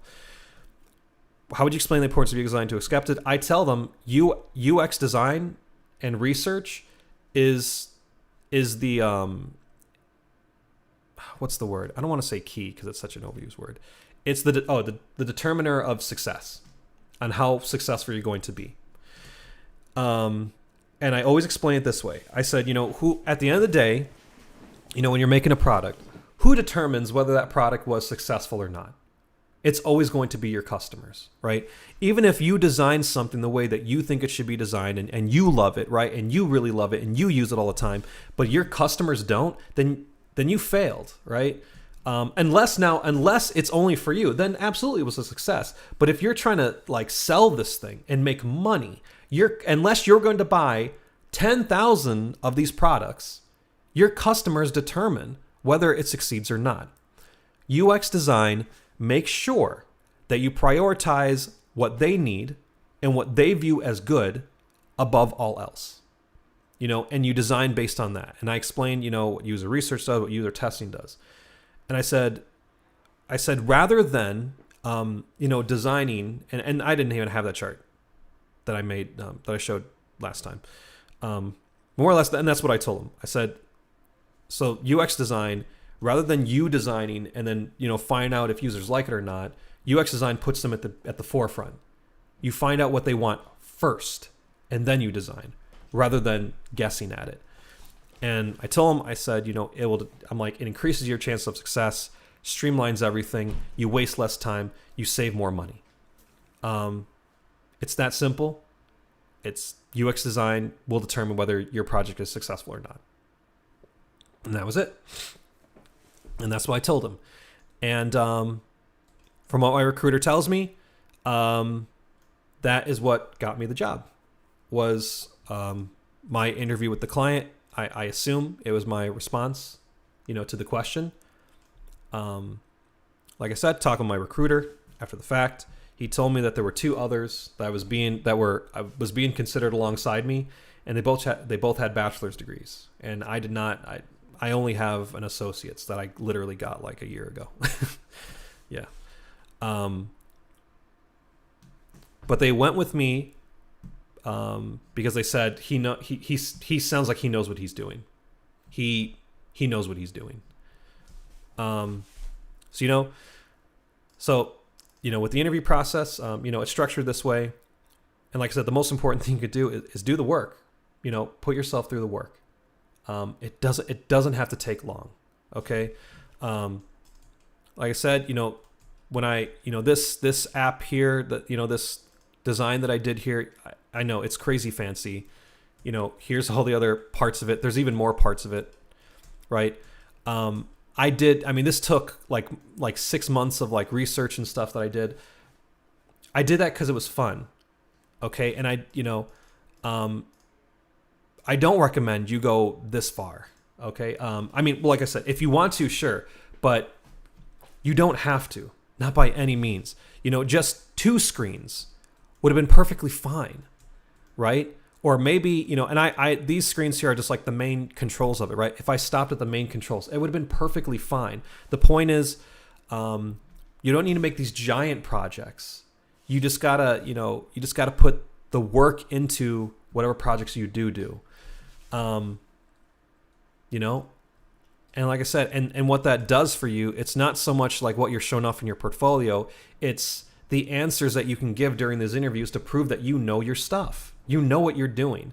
And when people could say like, can you explain to me why it's so successful? That's something that can only be had from doing the process and finding success in it. That's how you beat the interview. And that's the number one thing I want you to take away from this, is that when it comes to interviews, there are no magic words that can be said to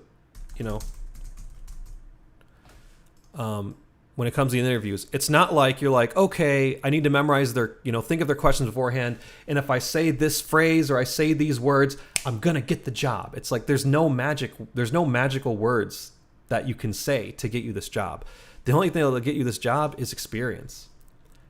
And like I said, put yourself through it. Do your personal projects. Go through the entire design process. You'll knock it out the park. You'll absolutely knock it out the park. And like I said, if they're the type of company that doesn't want to hire you because we'd rather you have a degree and or you worked for somebody else and got paid, that's fine. That's their thing. That doesn't mean that you're not a good designer. It just means that they're looking for something very specific. And they're going to miss out on a lot of good designers, from being boxed in, it's that kind of thing. So that's the whole thing on interviews. So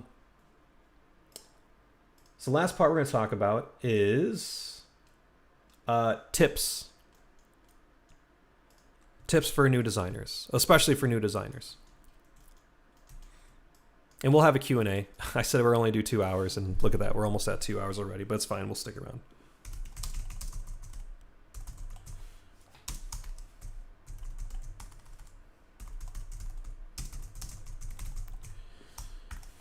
Oh, all right.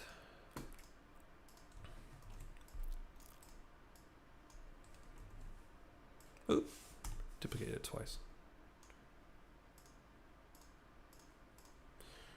Okay.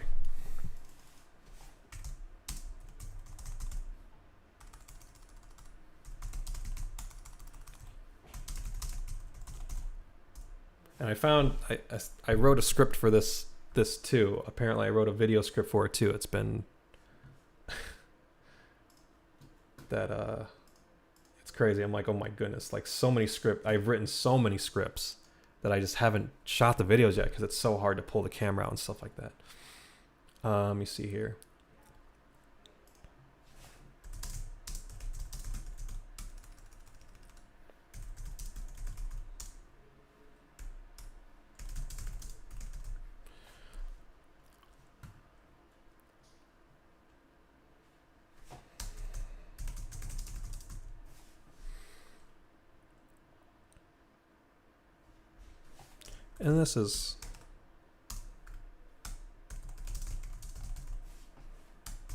And this is kind of just general career advice here. All right, so here is oh, is that what it does? Okay.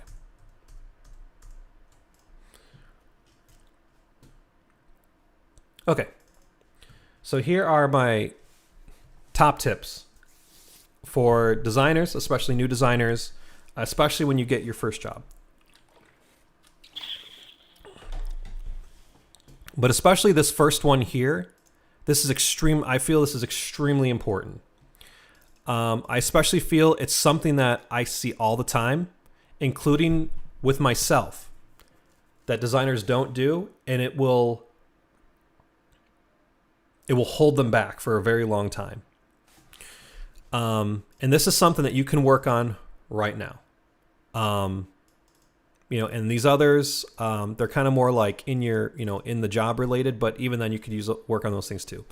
The first thing is to ask for feedback. So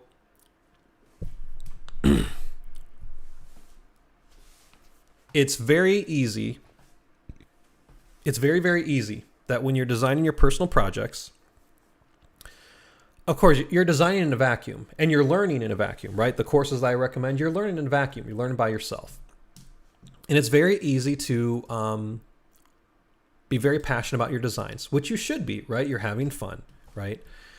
But I highly recommend that when you're doing designs, you ask for feedback. Don't wait for feedback. Ask for feedback from anybody. Even people that you're like, this person doesn't understand what I'm talking about, or say it's like even like, you're designing an app for someone that would never use it. Let's say I'm designing that electric vehicle app, and I show it to someone who drives a gas car who hates electric vehicles, right? Not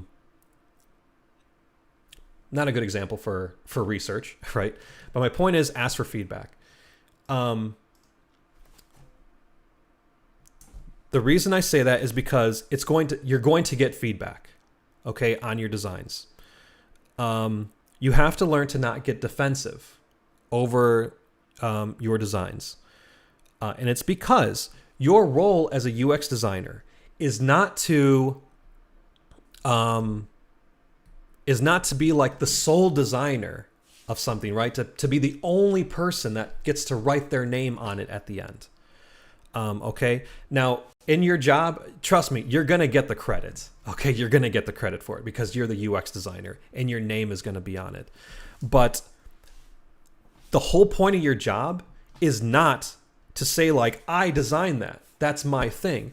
Your job is to say this design is based on user feedback, on what users want. That is the whole point of it. Your job is getting feedback. from users, right? It's built into the design process. So you should be asking for feedback from other designers, from developers, from programmers, from project management. Okay, people that don't know anything about UI UX design, you should be getting feedback. Now, it doesn't mean that you have to implement all the feedback that you get, but you need to be good with feedback. The reason is if you're the type of person that gets bent out of shape and gets upset when people critique your designs, you're going to have a rough time. You're going to hate your job. You're going to tick other people off, right? We both know that's not, how to be professional, right? You need to be willing to accept feedback from anybody. Like I said, it doesn't mean that you have to implement it, right? I get feedback all the time. And plenty of times they're way off, like way, way off. But it's fine. Feedback is feedback. Any UX communities you recommend joining, especially for feedback? So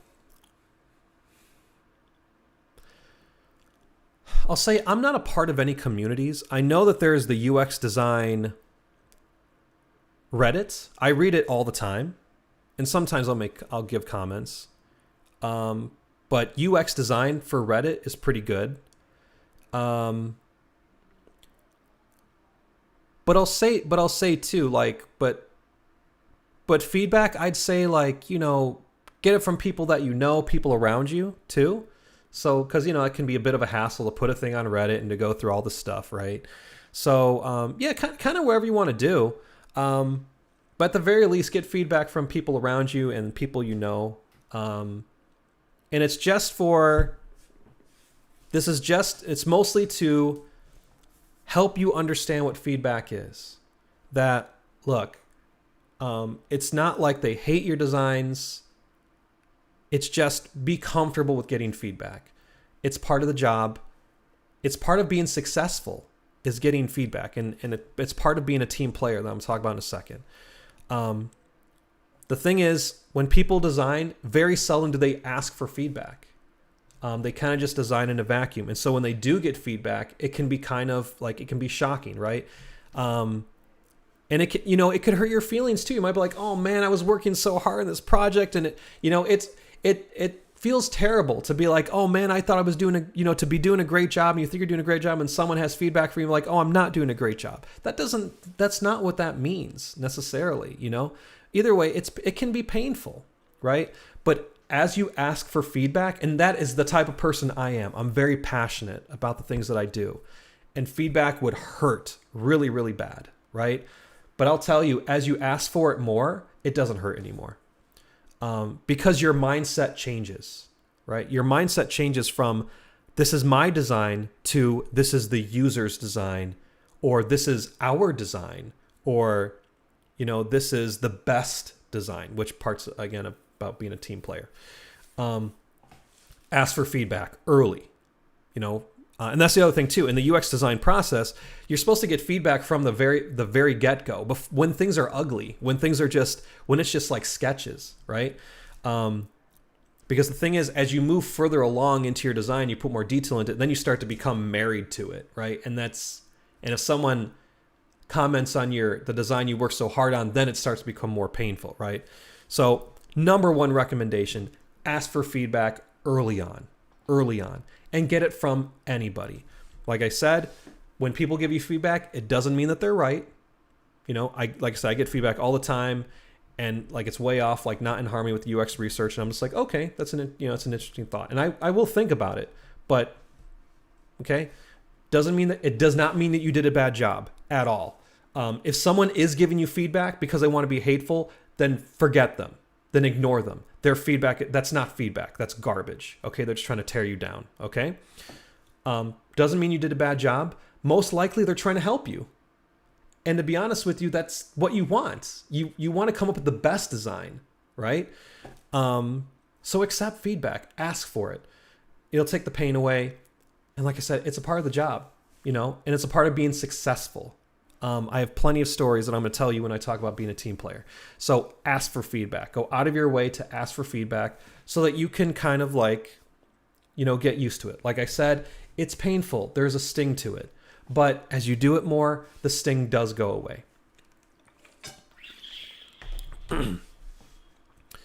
Be a team player. So this kind of goes in line with the asking for feedback. And I'll tell you, the number one complaint that I get about UX designers and designers in general from non-designers is that they always say, designers always insist on having it their way. They say, nope, I designed it, it has to be done this way. And that should not be the case. Unless it is supported by UX research, okay? Which even then, you keep in mind, the feedback you get from users, it might be kind of general to where there's multiple solutions for, one problem, right? But the point is, it should not be that way. You should be, like I said, like if you look at the whole design process itself, when it comes to research and testing, it's a collaborative process. You should be collaborating with everybody. Now, like I said, the problem is like when you're learning for yourself, by yourself and doing the courses and you're doing your personal projects, you're a one-man band, right? You don't have anybody else around you. But when you get into your job, there's other people, there's other designers, there's developers, there's programmers, right? There's management, right? You're a part of a team. And I can tell you right now, when you collaborate with other people, that's how you succeed. You will fall flat on your face if you don't collaborate with other people. You will think, even through user testing and research, sometimes you don't present a possible solution because you didn't think about it to present to users, and you realize, man, I wish I had thought of that in the beginning. Well, you would have if you talk with your team. So in very practical terms, what this means is this. Usually the way it works at your job is there's different stages, right? They do like this thing where they search for they do research like discovery. They look for what the feature needs to do. They hand it to a designer, you do your thing, and then you hand it off to developers. I learned very early on that as a designer, you don't want to design unicorns. Or in other words, things that are like perfect case scenarios, because that doesn't exist. And it's frustrating to the entire team if I design something that our developers can't do. Either maybe they don't have the skill set for it, or maybe that's not the framework we're working in, or maybe we don't have the resources to do that, right? I mean, I'm dragging the entire team down if I do that. So right from the get-go, when I sketch up ideas, I get with my developers and programmers and everybody, and I brainstorm with everybody. That's the other thing you have to understand. Just because you're the UX designer doesn't mean that the best ideas only have to come from you. They can come from other people. And if they do come from other people, that doesn't downgrade your role at all. Okay? That's not going to take away credit from yourself. You're going to get the credit, okay? You're a UX designer. It's your visual designs. You're going to get the credit, right? But at the same time, you shouldn't try to get all the credit. It should be a team effort, right? So I'll tell you so many times, like a billion times, man. The best, like these ideas, like when there's like a problem, like I do user testing or I do user research and say, here's a problem that we're coming into. Instead of me trying to I ask the developers and stuff like, can you think of any like possible ways that, we could approach this? They're the person to ask, because you know what? They know what they can program and they cannot program. And they love this stuff. All they do is look at apps all day, and they see tons of different solutions all day long, right? So they have a wealth of knowledge. Now, like I said, just because they come up with an idea doesn't mean that you have to use that idea, right? Maybe you have some knowledge, you have some user research or feedback that yeah, it's not going to work, right? But the point is to brainstorm, be a team player, collaborate. I can tell you that in the team that I'm a part of, it's kind of we're kind of a new team. We've only been together for a few months, right? Before we collaborated, like we were not a very good team. Like our products were not super great, but now we're quickly becoming one of the best teams of the entire project. strictly because I said, forget this process they have. I want to collaborate you guys from the get-go. And they feel the same way. We knock it out the park, man. We get it done so quickly. We have incredible solutions. The users love it. We don't waste any time, right? Like that also wastes a ton of time. If I come up with some kind of feature and the users love it, and then I give it to the devs and they're like, this is not possible for us to we can't code this for one reason or another. I just wasted all of that time. Now I have to figure out a solution we can actually do. If I just talked to the devs in the beginning, we wouldn't be in this mess, right? So be a team player. When you get there, be a team player. You know, succeed as a team. Hey, Hiram. Hey, no problem, Hiram. No problem at all. So succeed as a team, rather than trying to be like the sole white knight, you know? The third thing I suggest is own the role. Okay? Unless you're working for a company that has an established UI UX design team, and this is like the type of stuff they do. Like, for example, mine, nobody understands what UI UX design is in my company. They just know that I do UI design, but they don't understand the UX stuff, right? So to be honest, I have plenty of opportunity to just be lazy, right? I mean, sure, you might get away with it, but, you know, own that role, okay? Even if they don't expect you to do something, you know, do it if you can. You know, for example, we'll be in meetings where they're talking back and forth and like, you know, well, this problem. And they're thinking of 3 possible ways of doing something, right? And they're discussing it, right? The main problem is unless you see it in front of you, it's not very clear. So I'll say, if you'd like, I can wireframe that for you. I can wireframe the 3 scenarios and we can look at it and see how it might work. They're like, oh, thank you. Awesome. I do it. And you know, we meet the next day and the problem is solved immediately because when you see it, you know, it's a lot easier, right? I volunteered to, you know, like, well, you know, this is the solution. Well, how are they going to know it? You know, do we know if they're going to like it? I'm like, I can prototype it and test it. Fantastic. Awesome. Thank you so much. Awesome. You know, you know, even though they don't expect those things from me, that's my role. I know at the end of the day what my job is supposed to be, even if they don't. And so I own it, man. I'm a UX designer. I'm doing what I've always wanted to do, right? This is like my dream job. So I do it, man. You know, so own that role. You know, be a problem solver. Become a problem solver. You know, contribute to the solution, you know, rather than sit back and just watch them, you know, kind of do it, right? You know, do mapping techniques that you haven't done before, right? You know, sharpen your skills, right? Make yourself better. Make yourself an integral part of the team. You know, do it, man. Go for it. And that's the beautiful thing about UX is that there's so much room to grow. And you know, we're talking even upwards, you know, in terms of compensation, there's so much room to grow.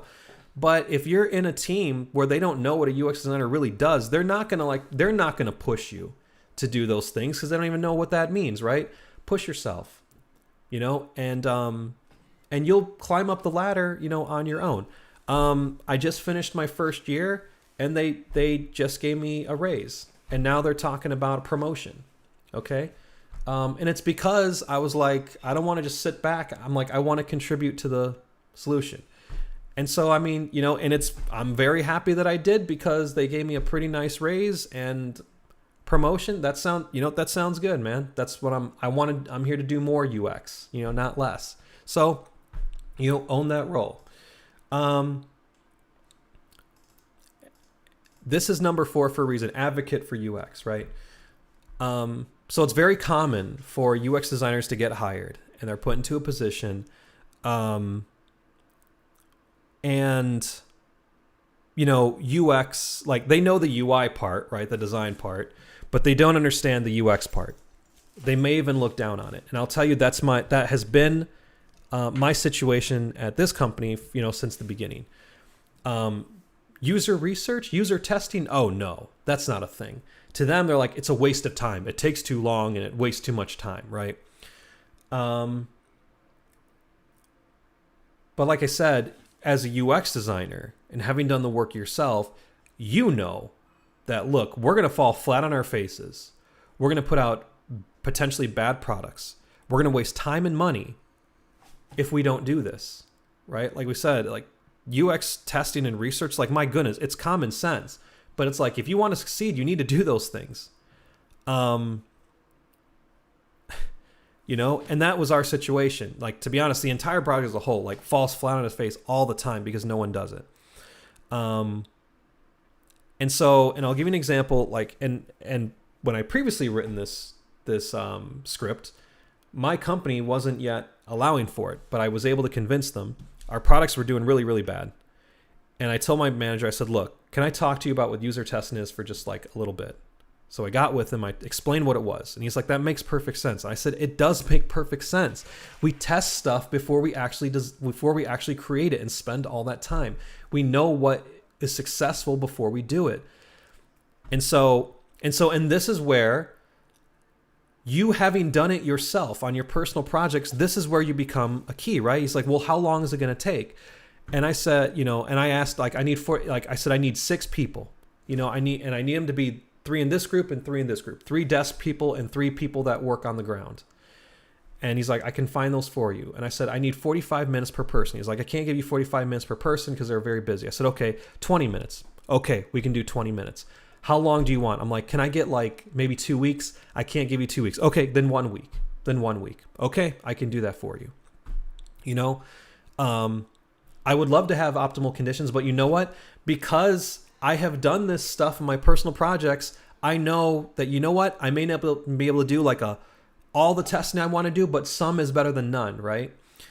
And I'll say a little goes a long way. A little goes a very long way, right? And now, since they've been letting me do it, dude, like, we're killing it. Absolutely killing it. Every single product we put out has been getting high reviews. We're actually in the process now that my manager said, I want you to share the benefits and the results that we've gotten from user testing with our guy at the very, very top, because we need to all start doing this. And I said, sure, I'd be more than happy to share it, right? It took me like a year to get here, right? And now you keep in mind, there is a balance to it. Okay, there's a balance to it. You know, if they're just against it, you know, you don't want to get fired, right? Because you got to pay the bills. Okay, you don't bite the hand that feeds you. But it starts out, you know.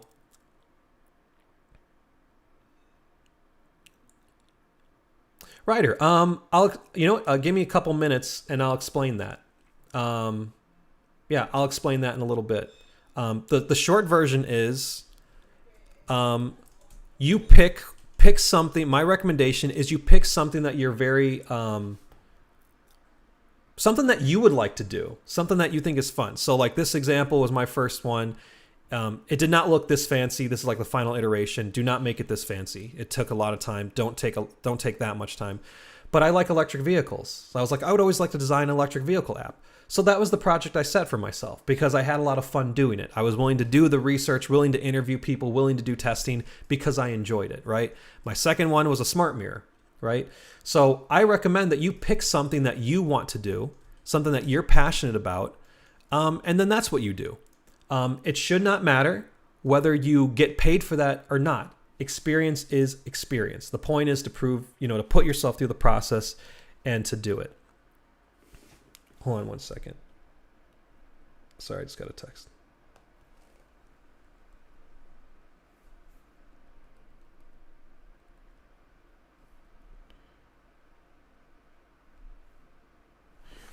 Hold on.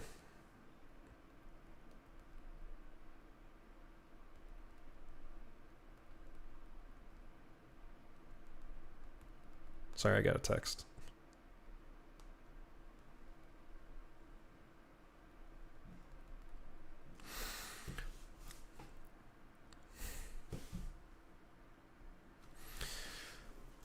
Okay, so the way that I advocate for it is like I said, it's a balance. You don't want to make them mad because they're paying you're paying bills, right?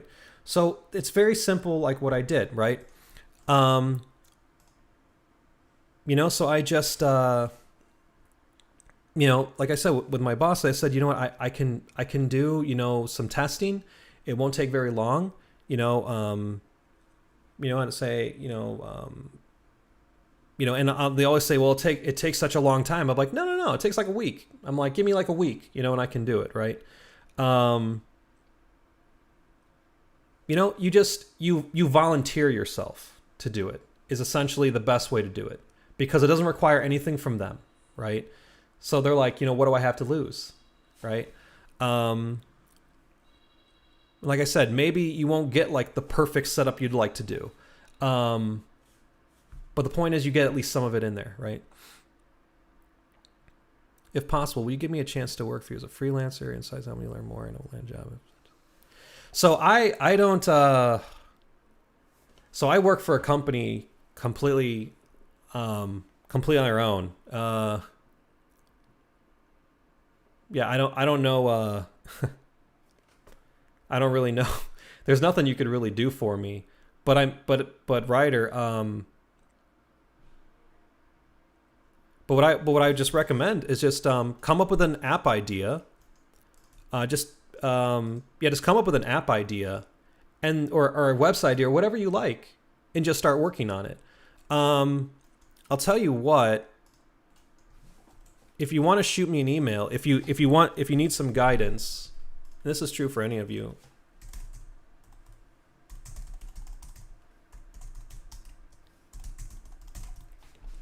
If you need some guidance, let me see. Always call me blaze@gmail.com. Shoot me an email, and I'm more than happy to give you some guidance. Yeah, no problem. I wouldn't be able to hire because I don't know what I would. I don't know. I don't know. I wouldn't know how to do that.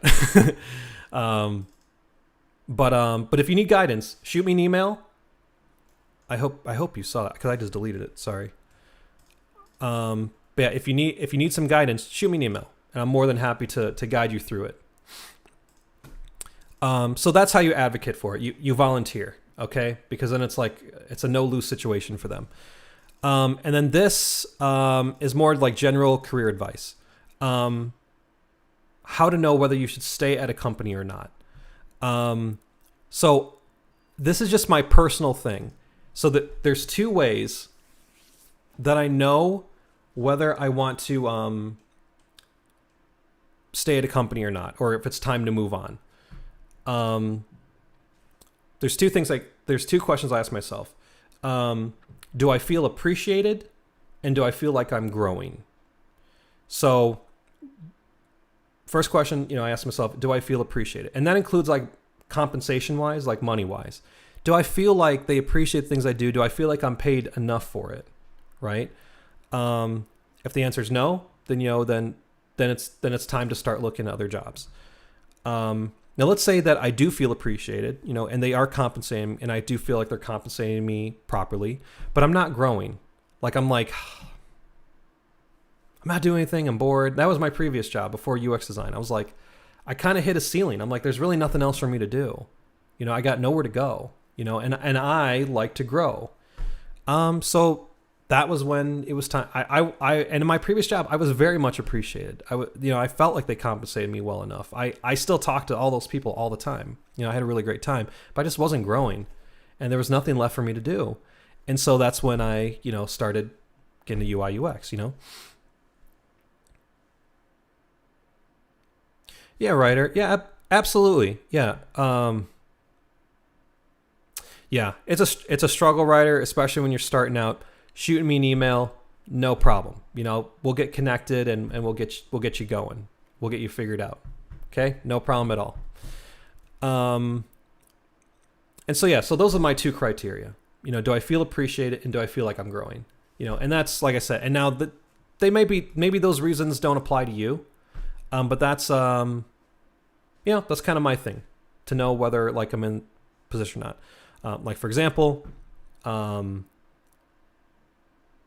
current position, there was a time where I felt appreciated, but I didn't feel like I was growing because they wouldn't let me do UX research kind of stuff, right? I was willing to work with it. I think I can, they're soft enough that I could introduce it, I think, but I was going to give it another year. And I was like, if in a year they don't let me do it, then I think it's time for me to move on because, you know, I want to grow as a UX designer. And if I can't do that stuff, then I can't grow, you know? But lo and behold, they let me do it. And so now I'm happy. So I'm like, all right, I'm sticking around, you know, as long as they allow me to. And like I said, I get to feel the happiness and joy of success because they're letting me do it. We're doing a really great job. I really believe in everything that we're doing. So, you know, I'm staying, you know, I have no plans of leaving. Cool. So, so now is time for the Q&A.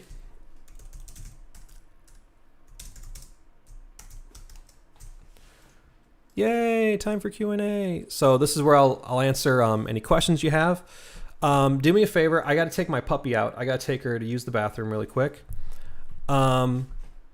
So if you have any questions, just drop them in the chat, okay? And I'm going to be right back. Going to take her out really quick, and I'll be back and we'll answer your questions. You know, yeah, right. You know what, Ryder? I'll explain.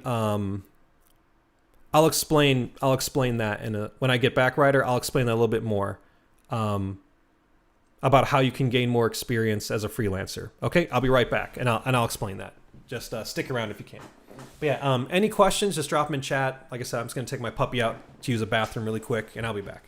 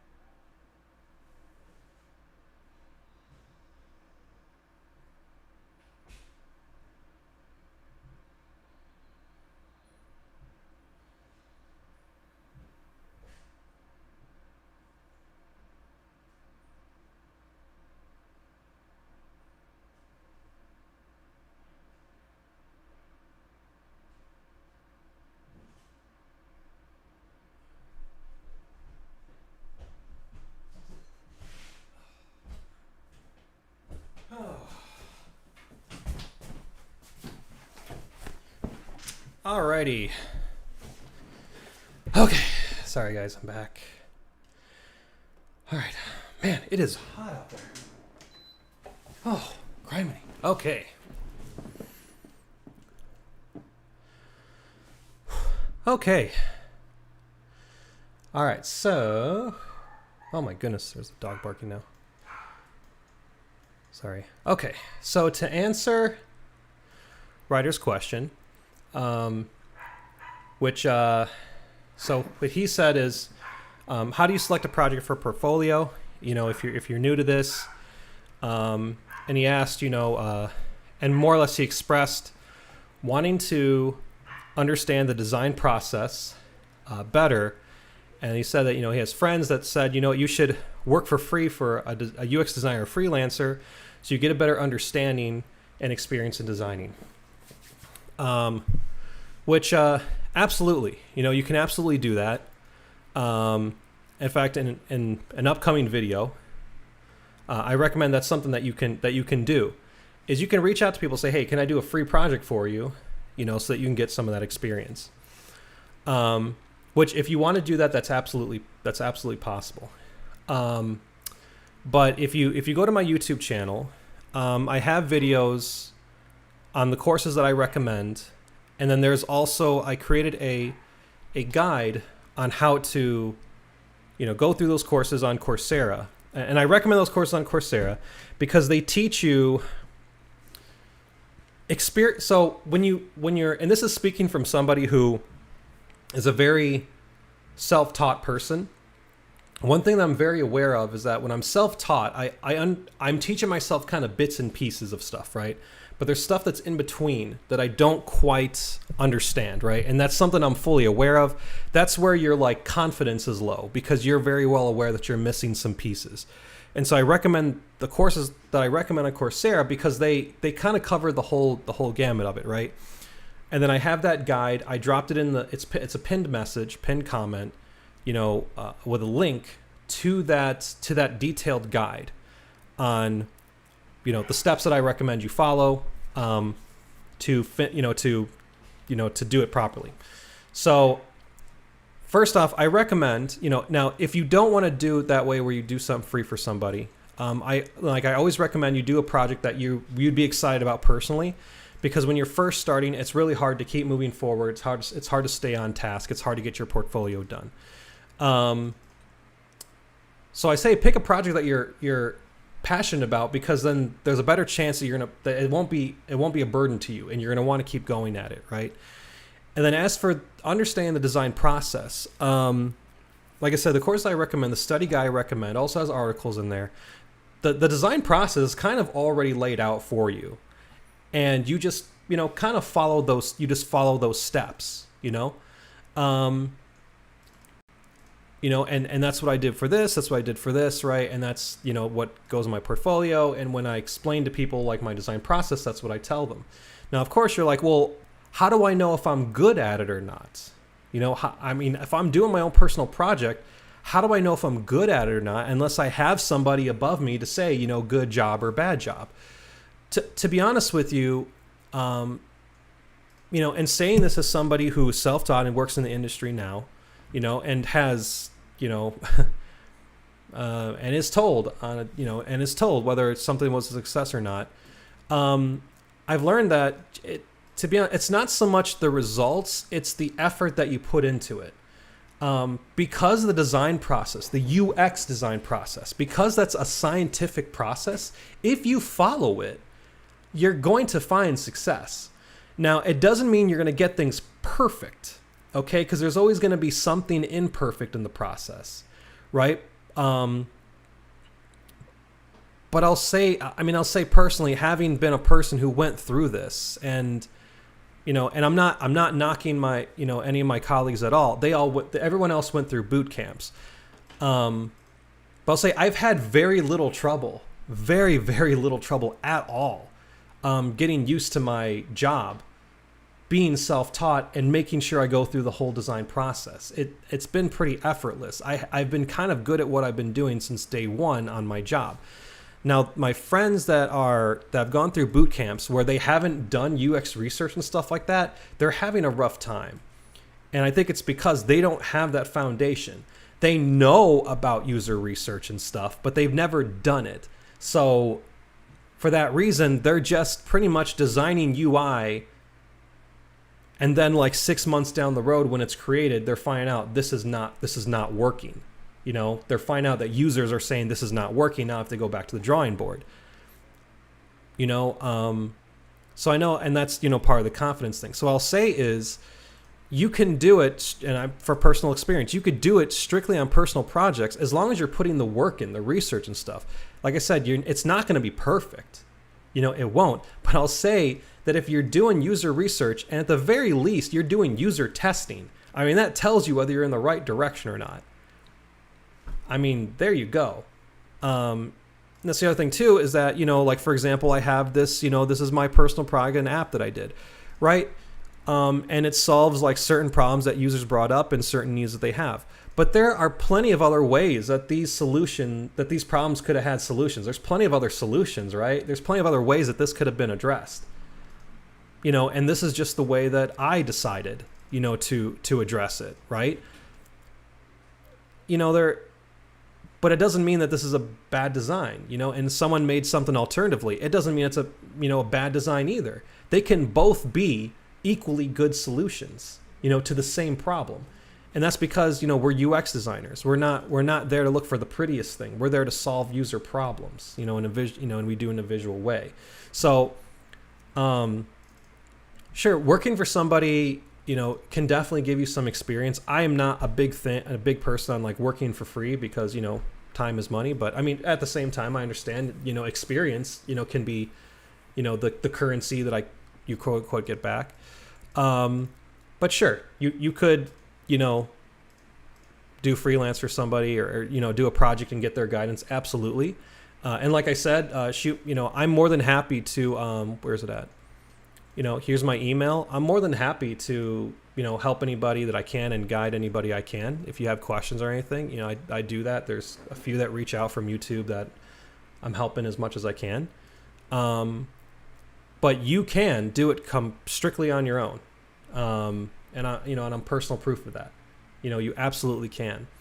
You don't have to have somebody else tell you whether you did a good job or a bad job. You'll kind of know. When you do your user testing, you'll know whether you did a good job or a bad job. So, yeah. So Zach asked, you know, any tips for time management when learning? I'm in a boot camp right now with a full-time job and I'm swamped. Yeah, man, it just, that, you know, it's rough. I was the same way. I had a full-time job when I was teaching myself this stuff. Yeah, you just got to do the best you can for your situation. You know, I'm married, and so that was something that, yeah, I'm married. So, I mean, you know, that's the thing that you have to keep in mind. Like, I have to spend time with my wife. I can't sit on my computer all day, you know, working on this. Like, I have to, like, I have a family, you know. So you kind of just, you know, do what you can. You know, one thing I would do is when I had, and I'm not saying this is your situation, you definitely don't want to be stealing time from the company you work for. But when my previous job, you know, like on my lunch breaks, on my breaks, if I had ideas or ideas like, or how I was going to approach things, I would write down notes in a notebook. And when I got home, I would start doing them. Yeah, the best that I can do, that I could say is, you know, try to like, yeah, you just got to do your best to carve out that time. You know, if you have a family and there's a lot going on, talking with your family beforehand, tell them what you're trying to do. You know, I tell my wife, I'm like, I'm trying to get a job. We work from home, you know, make more money and stuff like that. And she was supportive, you know, and then here I am, you know, so, you know, work with them. And then, yeah, with the full-time job, yeah, it's, I know, man, I know it's tough being swamped. You just do the best that you can. I did a lot on weekends. I know I'm not much. Well, the thing, it's easy for me. I'm not much of a weekender. Like, it's not like I do or have like go places on weekends. I really don't. Like, I just kind of did this stuff. But yeah, you just do the best that you can, man. Just do the best that you can.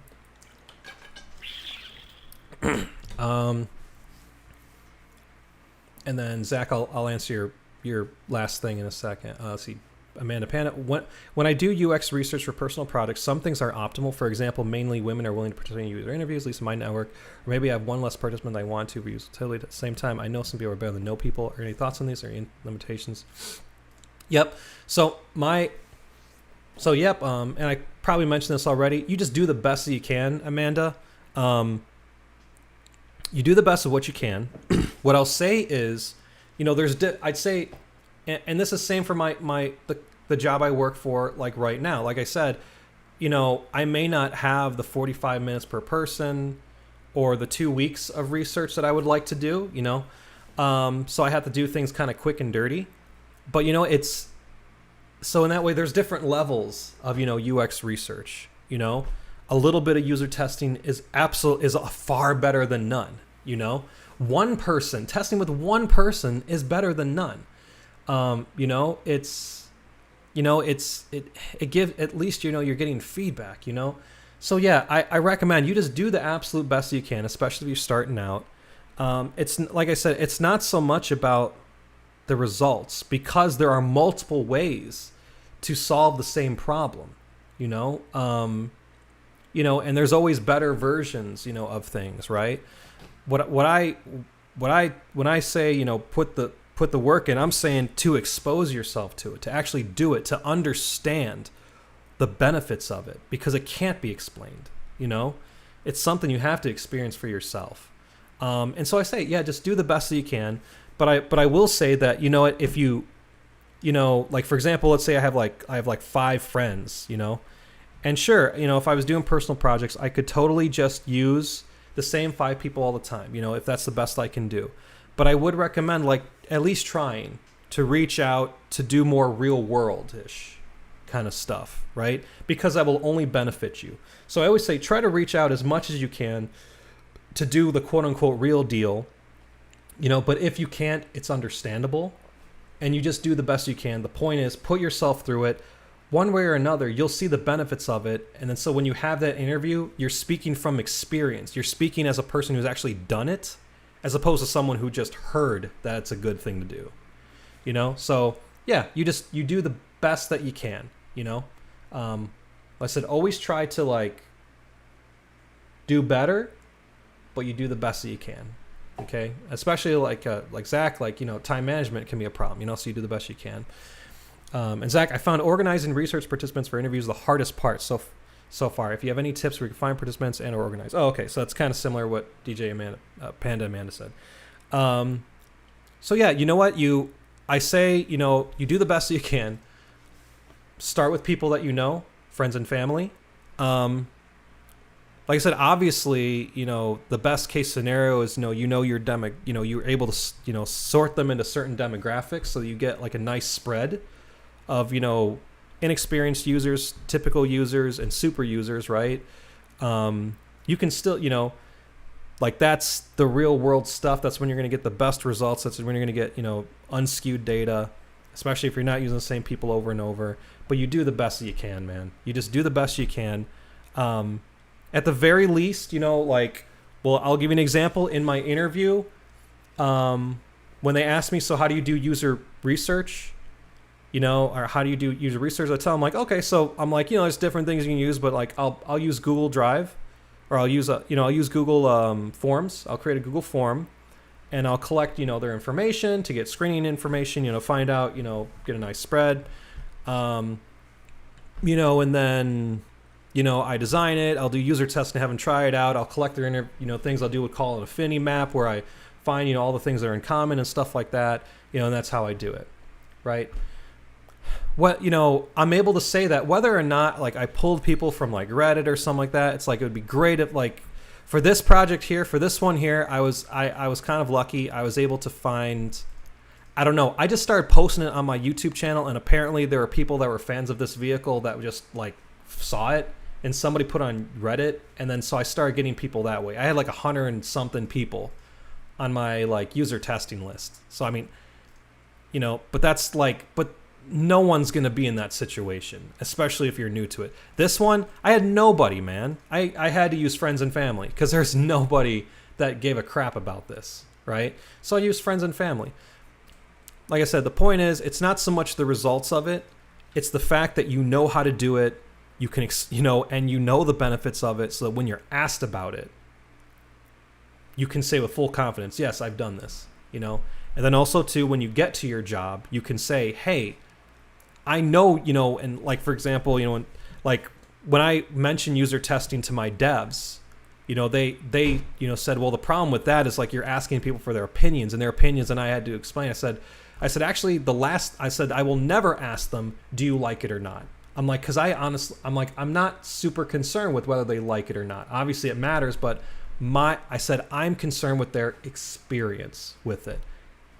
And, and I explained the difference. They're like, oh, okay, that sounds great then, So they had it all wrong, right? But if I hadn't done this myself, I could never explain that. I would, I'd have no way to defend it, right? The point is just put yourself in there, hop in that lake and do it. Especially like you said, Zach, you got a lot going on. You do the best that you can, man. You just do the best that you can. And like I said, putting yourself through user research and testing is a lot more than many do. Many don't even do that much, and they're less, they're not as good off for it. So yeah, just do the best that you can, like I said, try to do it. Try reaching out to your Reddit community or something like that. Like one project I'm doing, I'm going to try to see if I can come up with ways to fix parking in major cities. And so I have a plan to set up a table in the city and talk to people for like 5 minutes, because they're not going to give you more than 5 minutes, and just do like a quick user test with them for like 5 minutes, and to get their suggestions and impressions and stuff, right? It's crazy. It's going to be fun though. I'm going to do a YouTube video on it. I don't know how long it's going to take. It sounds like it'll take a long time. But like, that's my effort at like doing that, right? Doing something crazy like that, right? End of the day, you do the best you can. So it's all good. Alrighty. Well, guys, we're a little bit over the time. I gotta get to organizing this office so that it doesn't look like I'm streaming or working in a garbage dump. But thank you guys so much for joining me. I hope that this was useful. I hope that it was had some, at least a couple of things that were helpful to you guys. I enjoyed it. I enjoyed talking about this stuff. Like I said, I have YouTube videos and scripts written for this type of stuff, but it's like the problem is pulling, like, my previous office is so small, like pulling out the camera and stuff, I have to move the furniture around, and it's just too much work to do. But now I'm hoping I might have a little bit more space to make it work, so that I could leave the camera out, all the time. So, but we'll see. We'll have to see how it works out. But this is a great way for me to share this stuff without having to set up all these cameras and stuff like that. So, yeah. Well, thank you guys so much for joining me again. If you can email me, and I'll do the best I can to get back to you, assuming things aren't too crazy, that I can, offer some, guidance and things like that. I wish all you well on your UX journeys, and we're going to, I know it's a lot of work, but I can promise you, at least from where my situation is, it's awesome. I love it. Every single day I wake up and I'm excited for work. Every Sunday night, I'm like, I can't wait for Monday, because I can't wait to go to work. I have like 3 days off this week. I have today, tomorrow, and Wednesday off, and I don't even know what I'm going to do with myself, because I'm like, what am I supposed to do? I'm hopefully going to be shooting videos. I'm going to try to do that. But I'm like, I need UX stuff to do, but I also know I need to stay away from work for a bit. So, awesome. So, all right, guys. So, I'll catch you guys next time. Like I said, you can email me if you have any feedback. Please leave it. If there's anything that you guys want to see next. Thank you very much, Amanda. If you have any suggestions or things you want to see for another stream, let me know. Drop them in, the comment section for this video or wherever, and we'll set that up. We'll get something going. So, all right, guys, take care. I'll see you next time.